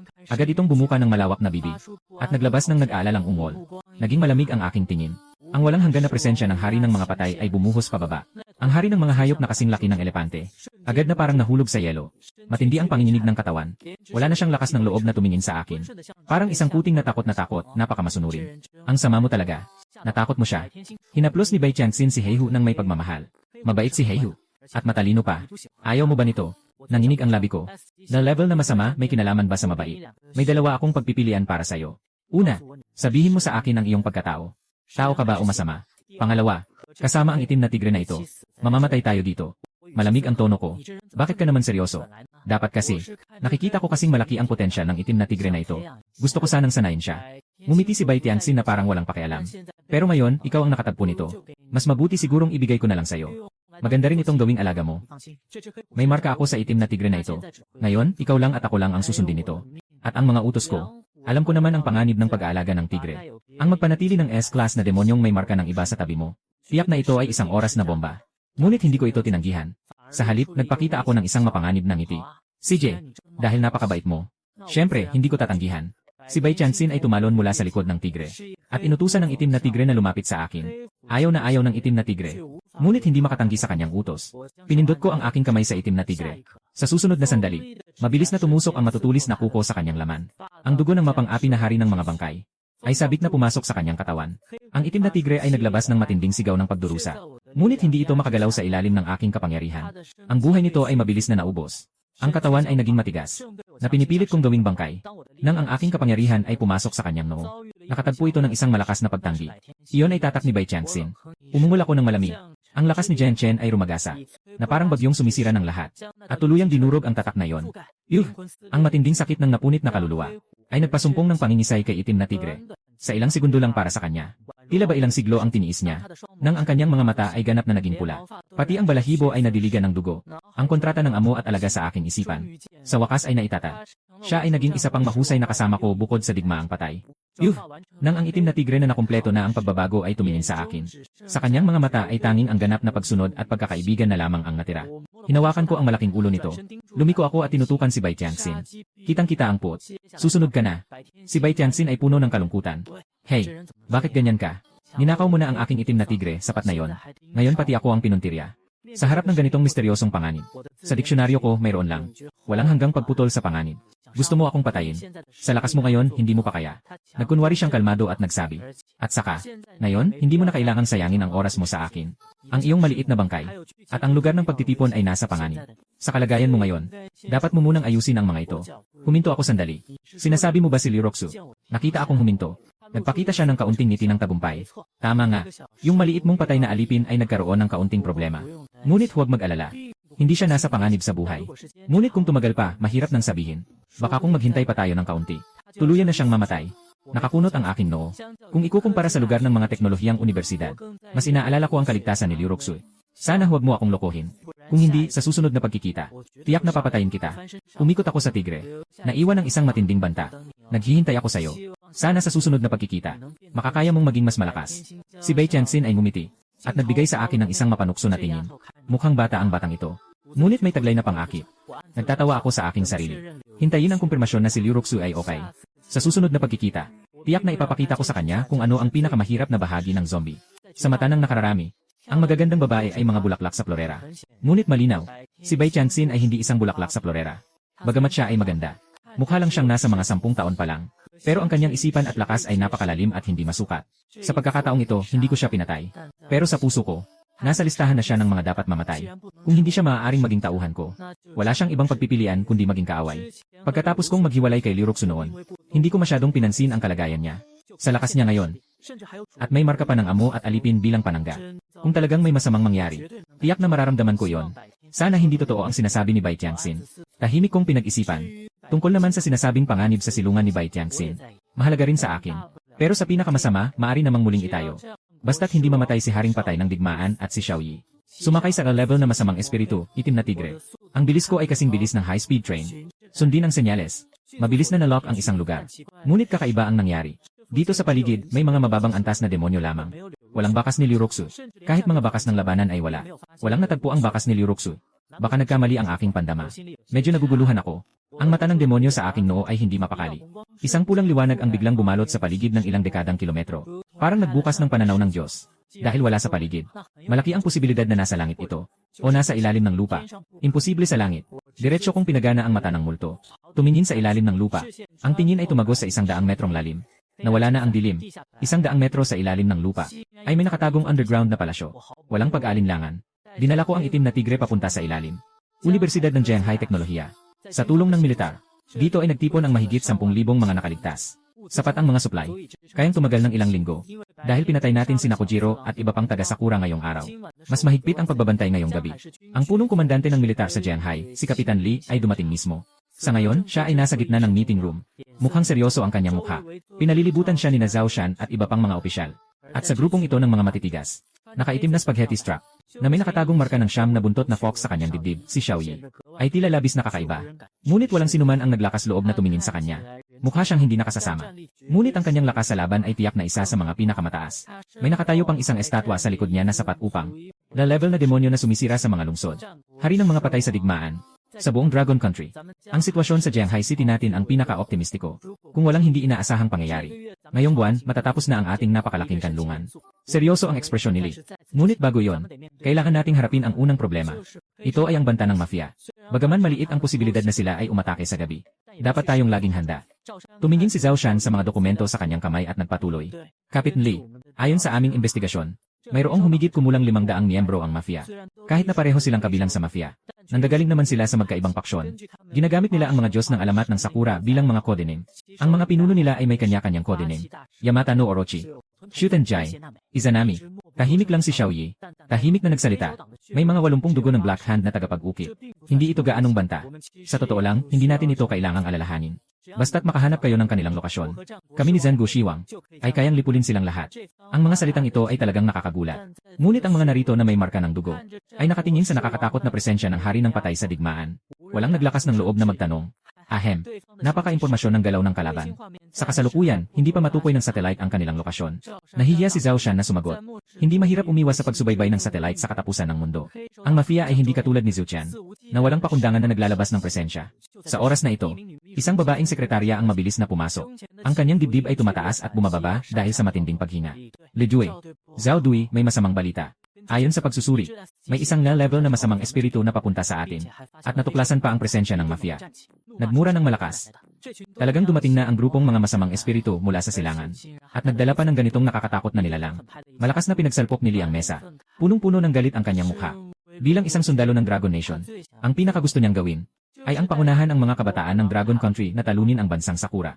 Ngunit sa ngayon, sa pamamagitan lamang ng lakas ng militar, hindi kayang labanan ang na-level na masama. Ipinupukol niya ang kanyang punong-puno ng pag-asa na tingin kay Xiaoyi. Ngayon na wala ako. Sino ang makakasolusyon sa problemang ito? Siya lang. Jianghai University of Science and Technology, huwag mag-alala. Itong bagay na ito ay ipapasa ko na sa akin. Walang tatalo sa akin sa ilalim ng na-level. Sa itaas ng na-level, kaya ko pang makipag-ugnayan. Si Xiaoyi ay seryosong nagbigay ng garantiya. Nang makita ang kanyang ganitong hitsura, ang mga tao ay orihinal na tense. Hindi ko alam kung bakit ako nakaramdam ng kaunting ginhawa. Hari ng mga patay sa digma ang estado. Makipaglaban ka sa akin. Patayin ang grupong ito ng mga aso ng Sakura. Sumigaw si Xiaoyi. Sumiklab ang pulang liwanag ng dugo. Ang tunay na anyo ng dugo ng normal na tao ay ginagamit bilang baluti para sa depensa. Ayos siya. Nagawang magtipon ng enerhiya sa likod niya para lumikha ng isang pulang kapa na astig lang pero walang silbi. At hindi lang yon. Nagpakita rin siya ng isang di nakikitang espadang may bakas ng dugo sa kamay niya. Parang totoong karakter sa isang siyansiya na nobela. Maganda pero halatang may pagkaimo. Diretso siyang lumipad palabas ng meeting room sakay ng espada. Sumusunod agad ang hari ng bangkay ng panahon ng digmaan. Habang pinapanood ang tagpong ito, napangitit na pailing si Kapitan Lee. Hay, talagang kakaibang dalaga siya. Mahinang bulong niya sa sarili. Ngunit may bakas ng sakit sa kanyang mga mata. Dahil sa kanyang anak na babae na pinatay ng mga demonyo. Kasing edad din ni Xiaoyi. Mga ilang kilometro mula sa Jianghai University of Science and Technology. Si Inao, ang presidente ng Yakuza, ay tumatakbo ng desperado habang nakasuot ng kimono. May hawak siyang kakaibang puting kandila, na may itim na apoy ng demonyo. Dahil sa malaswang bagay na ito mula sa templo, nagtagumpay siyang makatawag ng isang S-class na demonyo. Ang level na halimaw na ito ay talagang nakakatakot. Hindi naglakas loob si Inao na magpabaya kahit kaunti. Handa siyang umatake anumang oras. Pansamantalang maging halimaw. Gamitin ang kanyang kapangyarihan para maligtas. Habang papalapit na ang distansya sa kanlungan, agad siyang tumawag. Moshi Moshi, Matsushita Soupshakun, Amperyang Weikun, lagi kayong maghanda. Kapag dumating ang mga demonyo sa silungan, samantalahin ang pagkakataon at galawin din ang silungan. Pumatay ng tao, magnakaw ng mga gamit, magnakaw ng mga babae. Huwag kang mag-alala, Ginoong Inu. Nakaambush na kami sa paligid. Naghihintay na lang kami na matagumpay mong maakit ang masamang espiritu. Iputol ang tawag. Naisa nang magmadali ni Inao. Ngunit bigla siyang huminto. Sa unahan, sa kalangitan, may isang anino na mabilis na lumalapit gamit ang espada. Ang dalagang iyon ay parang isang maalamat na espada ng diwata. At sa likod niya, ay may sumusunod na isang bangkay na may dalang napakalaking kabaong. At nababalutan ng anino ng isang itim na dragon. Ano ba ang bagay na yon? Hindi kaya ito ang paraan ng mga nakakainis na tao mula sa bansang dragon? Lubhang nagulat si Inao Zoren. Huminto si Xiaoyi. Tiningnan niya ang kandila sa kamay niya. Sumulyap din siya sa level na demonyo sa malayo. Bahagyang kumunot ang kanyang kilay. Ikaw ang dayuhang demonyo na gumugulo dito. Pati ang na-level na demonyo ay napalapit dahil sa'yo. Si Inao ay agad na nabighani sa ganda sa harap niya. Yoshi, ang bulaklak ng Dragon Country. Ang laki ng dibdib mo. Alam mo na, bakit ka pa naghihintay dito para mamatay? Mas mabuti pang sumama ka na lang sa akin. Garantisado, mabubuhay ka. Ikaw karapat-dapat. Mamatay ka na. Ang espada ng malaking ilog ay bumaba mula sa langit. Si Xiao Yi ay walang gana magpaligoy-ligoy. Diretsong ginawang napakaraming maitim na berdeng espada ang apoy ng impyerno ng King Q, na may dalang nakamamatay na enerhiya at mabilis na pinakawalan. Delikado ito. Talagang malupit ang babaeng ito. Sa labis na takot ni Ino Zauren, agad siyang nag-anyong demonyo, at buong lakas na lumaban. Kasabay nito, sa wakas ay dumating na rin ang hari ng bangkay ng panahon ng mga digmaan sa labanan. May lilim ng lila na dragon sa kanyang ulo. May hawak siyang mahabang espada. Direkta niyang nilampasan ang nilikhang tao ni Ino. Walang takot siyang humarang sa harap ng S-class na demonyo. Pareho silang S-class. Ang hari ng bangkay ng panahon ng mga digmaan na nagmana ng bahagi ng aking kakayahan ay mas malakas pa kaysa sa ibang demonyo sa parehong antas. Nagagawa ninyong kontrolin ang S-class na demonyo. Impossible ito. Tuluyang napatigil si Inaw sa pagkabigla. Umaasa lang siya sa mga malas na bagay para kahit paano'y maakit ang mga demonyo. Pero itong nakakatakot na S-class na demonyo sa harap natin. Ganap na sumusunod sa babaeng ito mula sa Dragon Country. Naglalakas loob pa ang mga barbarong bata na labanan ang Dragon Country. Ngayon, ipapadala na kita sa impyerno. Nagkalat ang mga balahibo sa hangin. Bawat atake ni Xiao Yi ay nakamamatay. Ang lakas ng isang ikalawang antas na tagapagdala ng dugo ang marka. Hindi kayang tiisin ni Ino Zauren. Napilitan siyang mapunta sa sukdulan. Nagpakita ng matinding galit si Ino Zauren. Ikaw ang nagtulak sa akin dito. Bigla niyang inilabas ang isang putol na daliri. Sinimot sa tiyan. Sa isang iglap. Isang mas nakakatakot na masamang presensya ang biglang sumabog. Ang nakakatakot na presensya ay sumabog sa kanya. Ang paligid ay nag-alab ng mga alon. Bawat isa ay parang mga binti ng gagamba na lumalabas mula sa katawan ng tao. Ang kanyang katawan ay patuloy na humahaba. Sa isang kisap mata, naging isang tao na may katawan ng uod. Antas. Antas 3. Tuktok ng antas 3. Ang kanyang anyo ay ganap na naging masamang espiritu. Basta't hindi ito isang halimaw na may natitirang kamalayan mula sa mataas na antas. Hindi ito kusang atake sa kanya. Walang duda na nagdulot ito ng mas malaking banta sa kanya sa ngayon. Napakasinungaling na babae mula sa Dragon Country. Tanggapin mo ang galit ko. Nagpakita siya ng matinding galit sa mukha.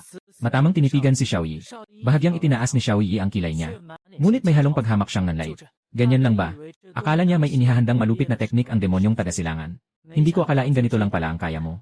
Ang isang nasa rurok ng ikatlong antas ay tiyak na pinakamagaling sa buong Dragon Country. Pero sa harap ng isang henyo na nakainom ng bunga ng Diyos tulad niya, hindi talaga sapat iyon. Ako ay nasa rurok ng ikatlong antas. Paano mo nagawang ipakita sa akin ang ganyang pagkasuklam? Papatayin kita. Si Inaw ay nagulat sa sinabi at sa ang tingin ng pagwawalang bahala ay malalim na sumakit. Ito ay nagpabalik sa kanya sa kanyang mga kahinaan.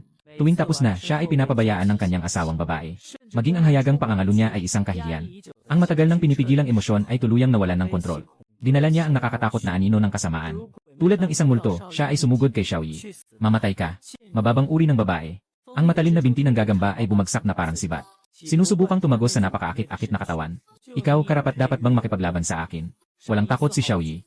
Ang pulang liwanag ng marka ng siyam na buntot na fox sa kanyang dibdib ay kumikislap. Ang tila walang anyo na espada sa kanyang kamay ay direktang bumunot at humampas. Ang tinatawag na espada ng isang mandirigma.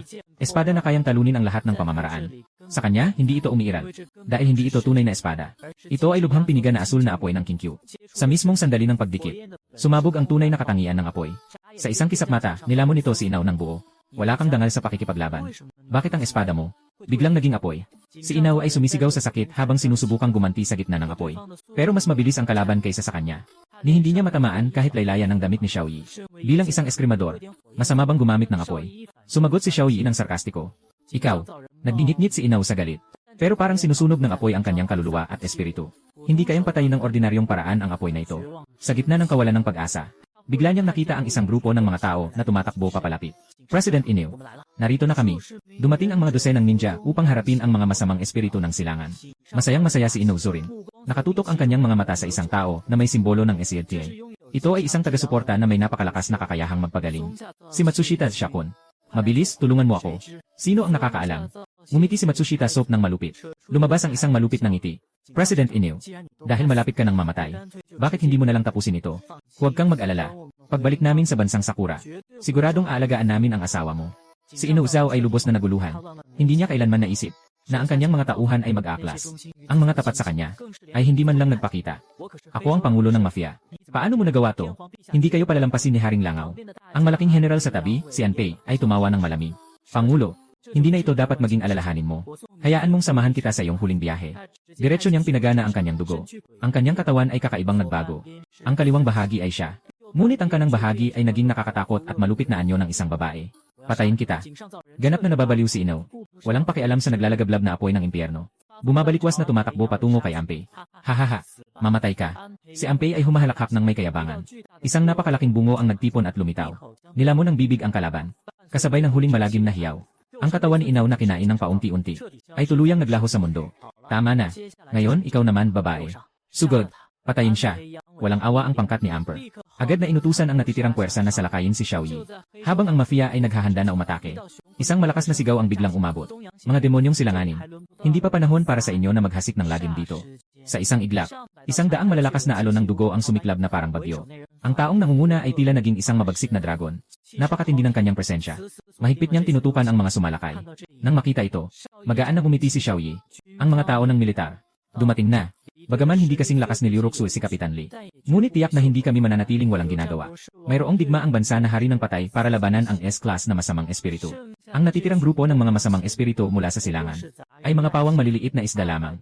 Mahigit 200 mga tagapagsalita ng dugo laban sa mahigit 80. Ito ay talagang isang panig na pagpatay. Ngunit, nang makita ang pagdating ni Li at ng iba pa, ang mga mukha ng mga demonyong silangan ay hindi masyadong nagpakita ng pagkabahala. Dahil naglakas loob silang dumating. Siyempre, mayroon silang sandigan. O CJ, ngayon ay dapat tayong magbigay ng karangalan sa aming hari ng mga langaw. Papatayin ang lahat ng mga Dragon Kingdom. Ang mga demonyong silangan ay sumisigaw ng masugid at nag-atake laban kay Xiaoyi at sa iba pa. Labanan.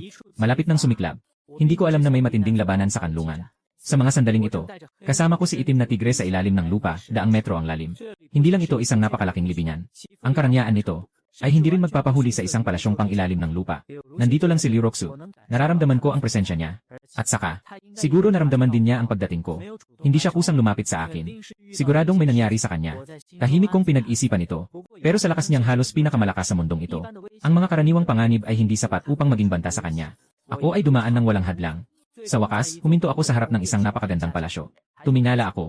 Sa plaka ay nakasulat ng maliwanag. Golden Hall. 3 malalaking salita. Nandoon si Liu Roxu sa loob ng Golden Hall. Pero tila may kakaibang bagay pa rito na hindi ko napansin. Walang pag-aalinlangan, binuksan ko ang aking mata ng multo sa noo. Sa ilalim ng mapulang pananaw, ang dating walang laman na plaza sa harap ng templo, biglang nagpakita ng napakaraming malabong katawan. Mga anino ng tao na walang emosyon sa mukha. Mga demonyo. O kaya mga multo. Parang mga hologram sila na walang pisikal na anyo. At hindi rin nila ako pinadama ng anumang banta. Kaya't hindi ko na lang sila pinansin. Diretso akong naglakad papunta sa bulwagan ng ginto. Ngunit, sa harap ng mahigpit na nakasarang pintuan, may 8 bantay na nakasuot ng gintong baluti. At may hawak na mga sandata, matitipuno at matitikas. Sila'y may mahigpit na presensya. Mas nagulat ako na, itong 8 tao, ay lahat mga bangkay, maputlang balat, matigas na katawan. Nang madama nilang ako ay papalapit. Agad na humarang ang 8 bangkay na may galit na aura. Ako ang general. Dahil kayo ay mga anak ni Liu Roxu. Paano kayo naglakas loob na harangan ang aking daan? Nagsalita ako ng may pagkainis. Malinaw na ang 8 ito ay mga pangalawang henerasyon na vampira. Na nahawahan ni Liu Roxu. Bilang mga ninuno ng vampira, hindi sila dapat humarang sa akin. Wala kayong karapatang ipakita ang galit sa akin. Ang ninuno ng mga tagtuyot ay nag-init ng palasyo na ito. Kahit na ikaw ay isang general, hindi mo maaring guluhin ang pinagmulan. Isa sa mga gwardya ang nagbabala sa isang mahinang boses. Diretso akong napatawa sa galit. Kung ganoon, kaya't mamatay na kayo. Inilabas ko ang Yuan Tu Sword at walang takot na umatake. Ang 8 ikalawang henerasyong vampira ay nagtatangkang bumuo ng depensa. Ang aking walang kapantay na kapangyarihan bilang hari ng mga vampira ay biglang bumuhos. Ang presyon ng magkakaparehong dugo ay higit na epektibo sa kanila kumpara sa karaniwang masamang espiritu. Ang 8 tao ay parang nahulog sa puti. Ang kanilang mga galaw ay naging napakabagal. Kahit ang pagtaas ng kamay ay hindi magawa. Ang nakakagimbal na pumatay ng Yuan Tu ay walang pag-aalinlangan na humampas. Sa isang iglap, ang 8 ikalawang henerasyong vampira ay parang mga tuyong kahoy na nahati sa gitna. Ngunit bilang ikalawang henerasyong vampira, sila rin ay may katangiang hindi namamatay. Kahit nawasakin ang aming katawan, ang aming kamalayan ay hindi pa rin naglaho. Kahit patayin mo kami, ang ninuno ng Hanba ay tuluyan ng pinapanday ang palasyong ito. Hindi mo na mapipigilan ito. Pagdating ng oras, ang ninuno ng Hanba ay bubuhayin kaming lahat muli. Ang kalahating katawan ng bantay ay nasa kanyang mukha. Humugot ng isang ngiting kakaiba na mas pangit pa sa pag-iyak. Maingay. Isang sa pantaha, tinapakan ko ang kanyang ulo hanggang sa maging pulbos. Kahit alam kong basta't may sapat na dugo, maaari silang magbalik mula sa pagkakaputol. Ngunit ayaw kong sayangin ang oras ko sa kanila para putulin ang ugat.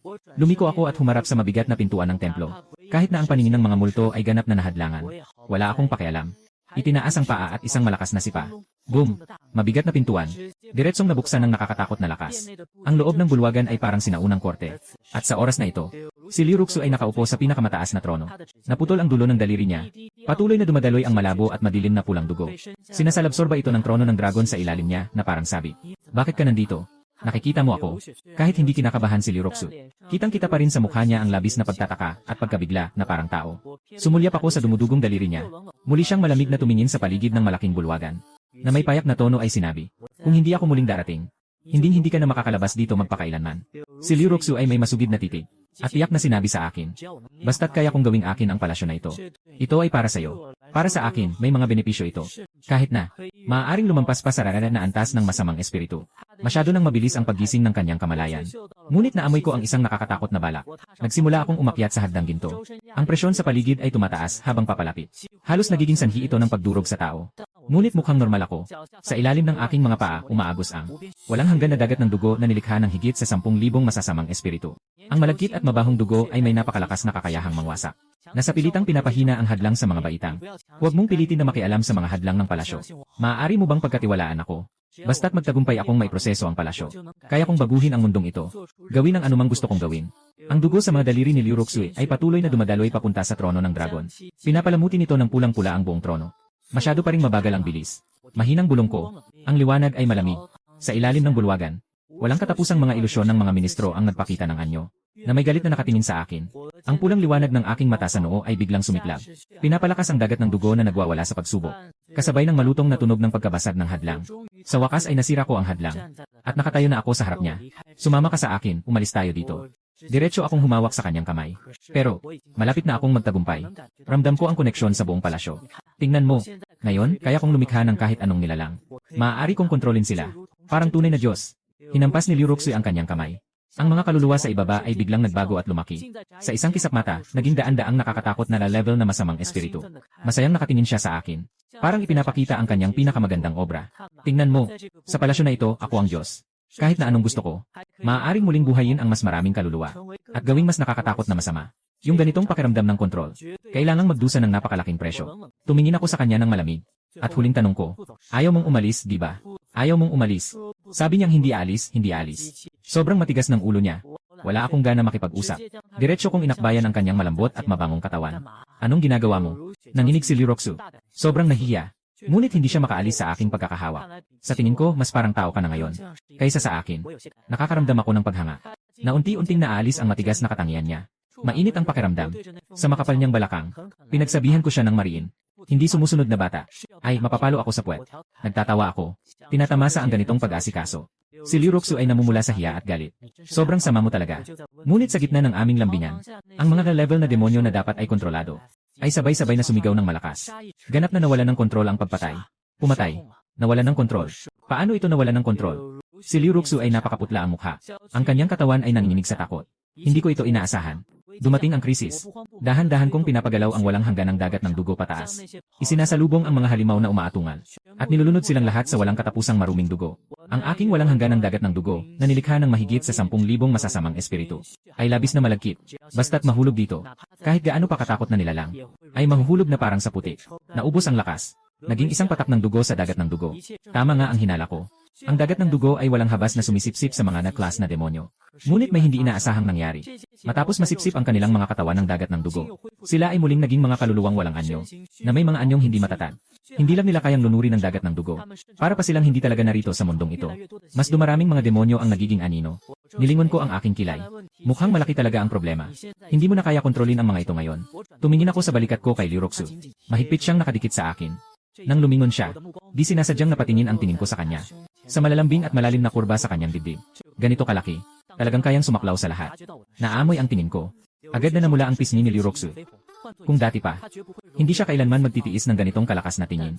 Ngunit sa sandaling ito, siya ay nakaramdam ng kaunting kasiyahan sa pagkilala. Ngunit siya ay nag-extend ng kamay. At mariing piniga ang malambot na laman sa aking baywang. Ito ang kahinaan ng mga ordinaryong lalaki. Ngunit ako ay walang pakiramdam. Bagaman ang aking katawan ay unti-unting bumabalik sa ilalim ng impluensya ng mga anino. Ngunit hindi siya katulad ng mga buhay na tao. Nakita akong walang reaksyon. Nagpout siya ng galit. Ngunit mabilis na bumalik ang kanyang mukha sa seryoso.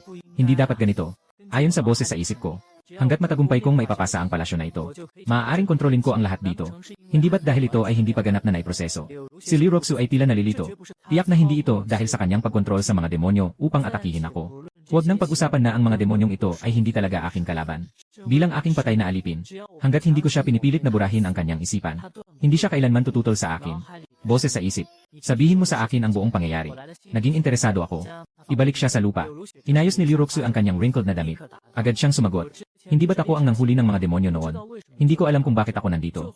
Parang may isang bagay na tumatawag sa akin. Nang maglaon, umupo ako sa trono na ito. Agad na may boses na pumasok sa aking isipan. Sabi niya, kailangan ng aking dugo upang a-refine ang palasyo na ito. Basta't magtagumpay, maaari kong makuha ang kapangyarihang katumbas ng sa Diyos. Mukhang may mga nagmamanipula sa likod. Tahimik akong ngumiti ng malamig. Lumapit ako sa harap ng trono ng dragon. At nang inilagay ko ang aking kamay, wala naman akong napansing kakaiba. Para lang itong isang ordinaryong palamuti. Kung ganoon, kung sisirain ko ng direkta ang trono ng dragon, ano kaya ang mangyayari? Hindi ako nag-atubiling ilabas ang nakamamatay na espada ng kasamaan, ang Yuan Tu. Isang tabak ang bumagsak. Ang tinatawag na trono ay napakadaling gibain. Diretsong nahati ito sa dalawa. Hindi mo pwedeng gawin yan. Sa mga sandaling iyon, isang malamig at parang boses ng makina ang narinig. Sa mismong tainga ko ito umalingaw-ngaw. Lumingon ako. Nakita ko si Liu Roxu na labis ang pagkabigla. Sa loob ng kanyang katawan ay biglang lumitaw. Ang isang kakaibang anino ng babae. Hindi mo kayang wasakin ang palasyong ito. Kung magtatangka kang gawin yon, wala kang ibang patutunguhan kundi kamatayan. Pati ang iyong kasintahan. Mamatay din ako kasama mo. Ang babae ay nagbanta ng may pagkabahala. Nagmumukha akong naguguluhan. Walang totoong masamang espiritu. Medyo katulad ito ng mga nakaraang nakakatakot na anino. Kung ganon, maaari kong subukan ang kapangyarihan ng anino laban dito. Hindi ko pinansin ang kanyang banta. Sa susunod na sandali, ang anino sa aking mga paa ay biglang lumaki. Humahaba. Isang nakakatakot na anino na kayang lamunin ang lahat. Ay sumakop sa buong Golden Hall. Walang katapusang dagat ng dugo. Nakakatakot na anino. Matingkad na pulang mga mata ng demonyo. Lahat ng tatlong lihim kong alas ay inilabas ko na. Nangangako akong lilipulin. Ang kakaibang nilalang na ito sa pinakamabilis na panahon. Ang lakas ng anino ng multo. Ikaw ay isang zombie lamang. Bakit mo nagawang kontrolin ang anino ng multo? Ang aninong babae ay labis na natakot. At kusa siyang nagtangkang tumakas mula sa katawan ni Liu Roxu. Ngunit mumiti si Liu Roxu sa gilid ng kanyang labi. Paano niya makukuha ang gusto niya? Biglang tumaas ang temperatura sa loob ng bulwagan ng 10,000 antas. Ang hangin ay nagliyab at nagkakandabaluktot. Ang apoy ng kalamidad ng hanba. Bagamat hindi kayang sunugin ng direkta ang walang anyong anino. Sapat na ito para malupig siya ng husto. Mamatay ka. Kontrolado ko ang nakakatakot na anino. Direktang tinakpan ng ilusyon ng babae. Sa isang iglap lamang, siya ay magiging isang piraso ng aking anino. Nakita na nasa panganib ang babae. Ang mga orihinal na nakatayo sa harap ng korte. Ang mga ilusyon ng mga kaluluwa ay nagpakita ng pangit na anyo, na parang nababaliw at tumatakbo patungo sa akin. Napakahina, kahit na walang pisikal na anyo. Ngunit hindi nito kayang hadlangan ang pagsalakay ng mga multo. Nakangiti ako ng malamig. Sa susunod na sandali, lahat ng mga anino na umaatake ay walang awa na nilamon ng nakakatakot na multo. Ganap na naging bahagi ng aking kapangyarihan. Ang mga kakaibang nilalang na ito ay agad na nilamon ng anino ng multo at naging bahagi nito. Kaya mo akong patayin ng minsan. Pero kaya mo ba akong patayin ng pangalawa? O pangatlong beses? Magkikita pa tayo muli. Iniwan ng babae ang kanyang huling habilin. Agad na nilamon ng anino. Bago mamatay ay nagbanta pa. Talagang isang kontrabida. Napangiti ako ng malamig. Ang kakayahan ng anino ay hindi simpleng pagsipsip, kundi pagsasama-sama. Lahat ng bagay ng babaeng ito, kasama ang kakayahan at alaala, naging bahagi na ng anino ng mga multo. Agad kong sinuri ang natitirang alaala niya. Walang pangalan. Tanging isang alias. Puti na walang hanggan. Ang kanyang uri ay kabilang sa mga kaluluwa. Hindi ito mga patay na kaluluwa, kundi isang natatanging lahi. Bagamat hindi mataas ang pagiging agresibo nito, napakahirap naman nitong mamatay. Minsan pa nga, maaari itong maging isang demonyo sa pamamagitan ng ilang paraan. Talagang kakaiba ang nilalang na ito. Mas nakakatakot pa kaysa sa mga demonyo. Kung wala akong anino ng multo, baka hindi ko rin kayang labanan ang mga ito. Palihim akong nagpapasalamat na napaamo ko ang anino ng multo ng mas maaga. Sa alaala kong ito, natuklasan ko rin ang isang napakatakot na katotohanan. Sa isipan ni Liu Roxu, matagal nang naitanim ang marka ni Bai Wuchang. Matagal nang sinakop ang kanyang pag-isip. Kapag natapos na ang pagpipino ng palasyo, agad na sasakupin ni Bai Wuchang ang kanyang katawan. Sa oras na yon, ang kamalayan ni Liu Roxu ay tuluyang mawawala. Salamat sa paalala ni Bai Changxin. Kung dumating pa ng isang araw na huli, hindi natin kayang isipin ang magiging resulta. Ngunit sa kabila ng kapahamakan, may kabutihan. Sa tulong ng bahagi ni Bai Chang, si Liu Roxu ay nakabawi ng ilang bahagi ng kanyang kamalayan noong nabubuhay pa siya. Para sa kaligtasan, tinitigan ko siya ng malalim. Bakit mo ako tinitingnan ng ganyan? Nahihiya si Liu Roxu sa titig ko. Hindi siya makatingin sa akin. Kahit na level na siyang dandy ngayon. Sa kalooban niya, isa pa rin siyang dalagang wala pang 20. Naalala mo pa ba ang unang pagkikita natin? Diretso ko siyang tinanong. Unang pagkikita. Nang marinig ang salitang ito, agad na nagpakita ng kaunting galit ang kanyang mukha. Ikaw pa ang may mukha para magsalita. Noong panahong iyon, kahit patay na ako, hindi naman nawala ang aking kamalayan. Hindi lang ako makakilos ng aking katawan. At ikaw, bigla niya akong hinalikan. At ang kamay niya ay nasa hindi dapat na lugar. Namula ang aking mukha. Nasa isang silid kaming magkaisa, lalaki at babae. Talagang hindi ako masyadong tapat. At lagi kong sinasabi na para sa kanya ito. Para sukatin ang tibok ng puso. Hindi ko akalain. Malinaw ang kanyang isip noon. Kasalanan ko. Umubo ako. At saka sinadyang mang-asar. Ngayon ay bumalik na ang iyong katawan. Hayaan mong sukatin ko kung may tibok pa ang puso. Namula si Liu Roxu, at tinignan ako ng masama. Ang kapal ng mukha mo. Nagpapakipot lang sa salita. Pero hindi naman siya tumanggi. Matagal na kaming mag-asawa. Siyempre, hindi na ako mahiyain. Diretso na agad. Kailangan kong aminin. Iba talaga ang tibok ng puso ko sa haplos na ito. Mas malambot at mas puno kaysa dati. At sa mga sandaling yon, hindi napansin ni Liu Roxu ang isang nakakatakot na anino sa lupa. Natahimik na papalapit sa kanya. Naramdaman niya ang isang kilig. Hindi niya napigilan ang pagsasara ng kanyang mga mata. Sa sandaling iyon, parang multo ang biglang sumalakay sa kanyang isipan. Sa susunod na segundo, gamit ang kapangyarihan ng kaluluwa, direkta kong sinakop ang kanyang utak. Lahat ng alaala niya mula pagkabata hanggang ngayon. Parang pelikula itong nagdaan sa harap ng aking mga mata. Mabilis kong sinuri sa loob ng ilang minuto. Walang anumang problema sa kanyang mga alaala. Ngunit walang natagpo ang bakas na iniwan ni Bai Wuchang. Tila ito'y nakatago ng mabuti. Pinisil ko ang kanyang dibdib na mayaman. Naisip ko sa sarili, ang mata ng demonyo sa aking noo ay biglang lumiwanag. Agad na bumukas ang demonyong daan. Ang sabay na pagsalakay ng anino ng demonyo at ng mata ng demonyo. Hindi ito kasing simple ng 11. Sa paningin ng mata ng multo, lubusang nabunyag ang kanyang pagkukunwari. Isang malabong anino ng tao. Lumitaw sa pinakaloob ng kamalayan ni Liu Roxu. Si Bai Wuchang iyon. Nakatingin siya sa akin na puno ng pagkabigla. Mukhang hindi niya inasahan na mahuhuli siya. Nahuli kita. Bahagyang nakangiti ang aking labi. Kasama ang mga anino ng mga multo na nagmamadaling sumugod. Palaging nagpipilit na makawala. Nagsisikap na atakihin ang isip ni Liu Roxu upang pilitin akong huminto. Ngunit sa ilalim ng doble ng presyon, hindi niya talaga magagawa. Mamatay. Hindi pa siya nakapagbigay ng sigaw ng pagdurusa. Ay tuluyang nilamon ng anino ng demonyo. Sa sandaling natapos ang pagsipsip na ito, bigla akong nakakita ng isang imahe sa aking isipan. Ito ay isang napakalaking puno ng himala. Ang katawan nito ay tuyot at walang laman.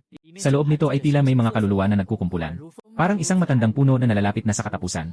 Ngunit sa tuktok ng nabubulok na korona ng puno. Ngunit matigas na nagbubunga ng isang himalang prutas. Tumingin sa tanawing ito, nakakunot ang aking noo. Isang labis na nakakatakot na hula ang sumagi sa aking isipan. Hindi ba? Ang ilalim na palasyo na ito, at maging ang buong mundong nakabaon sa ilalim, ay hindi lamang mga salin ng punong himala na yon. Ang alaala ni Bai Wuchang ay nagpapatunay na ang lahat ng ito ay hindi isang ilusyon. At ang prutas ng himala ay tiyak na susi sa pagbuo ng solusyon.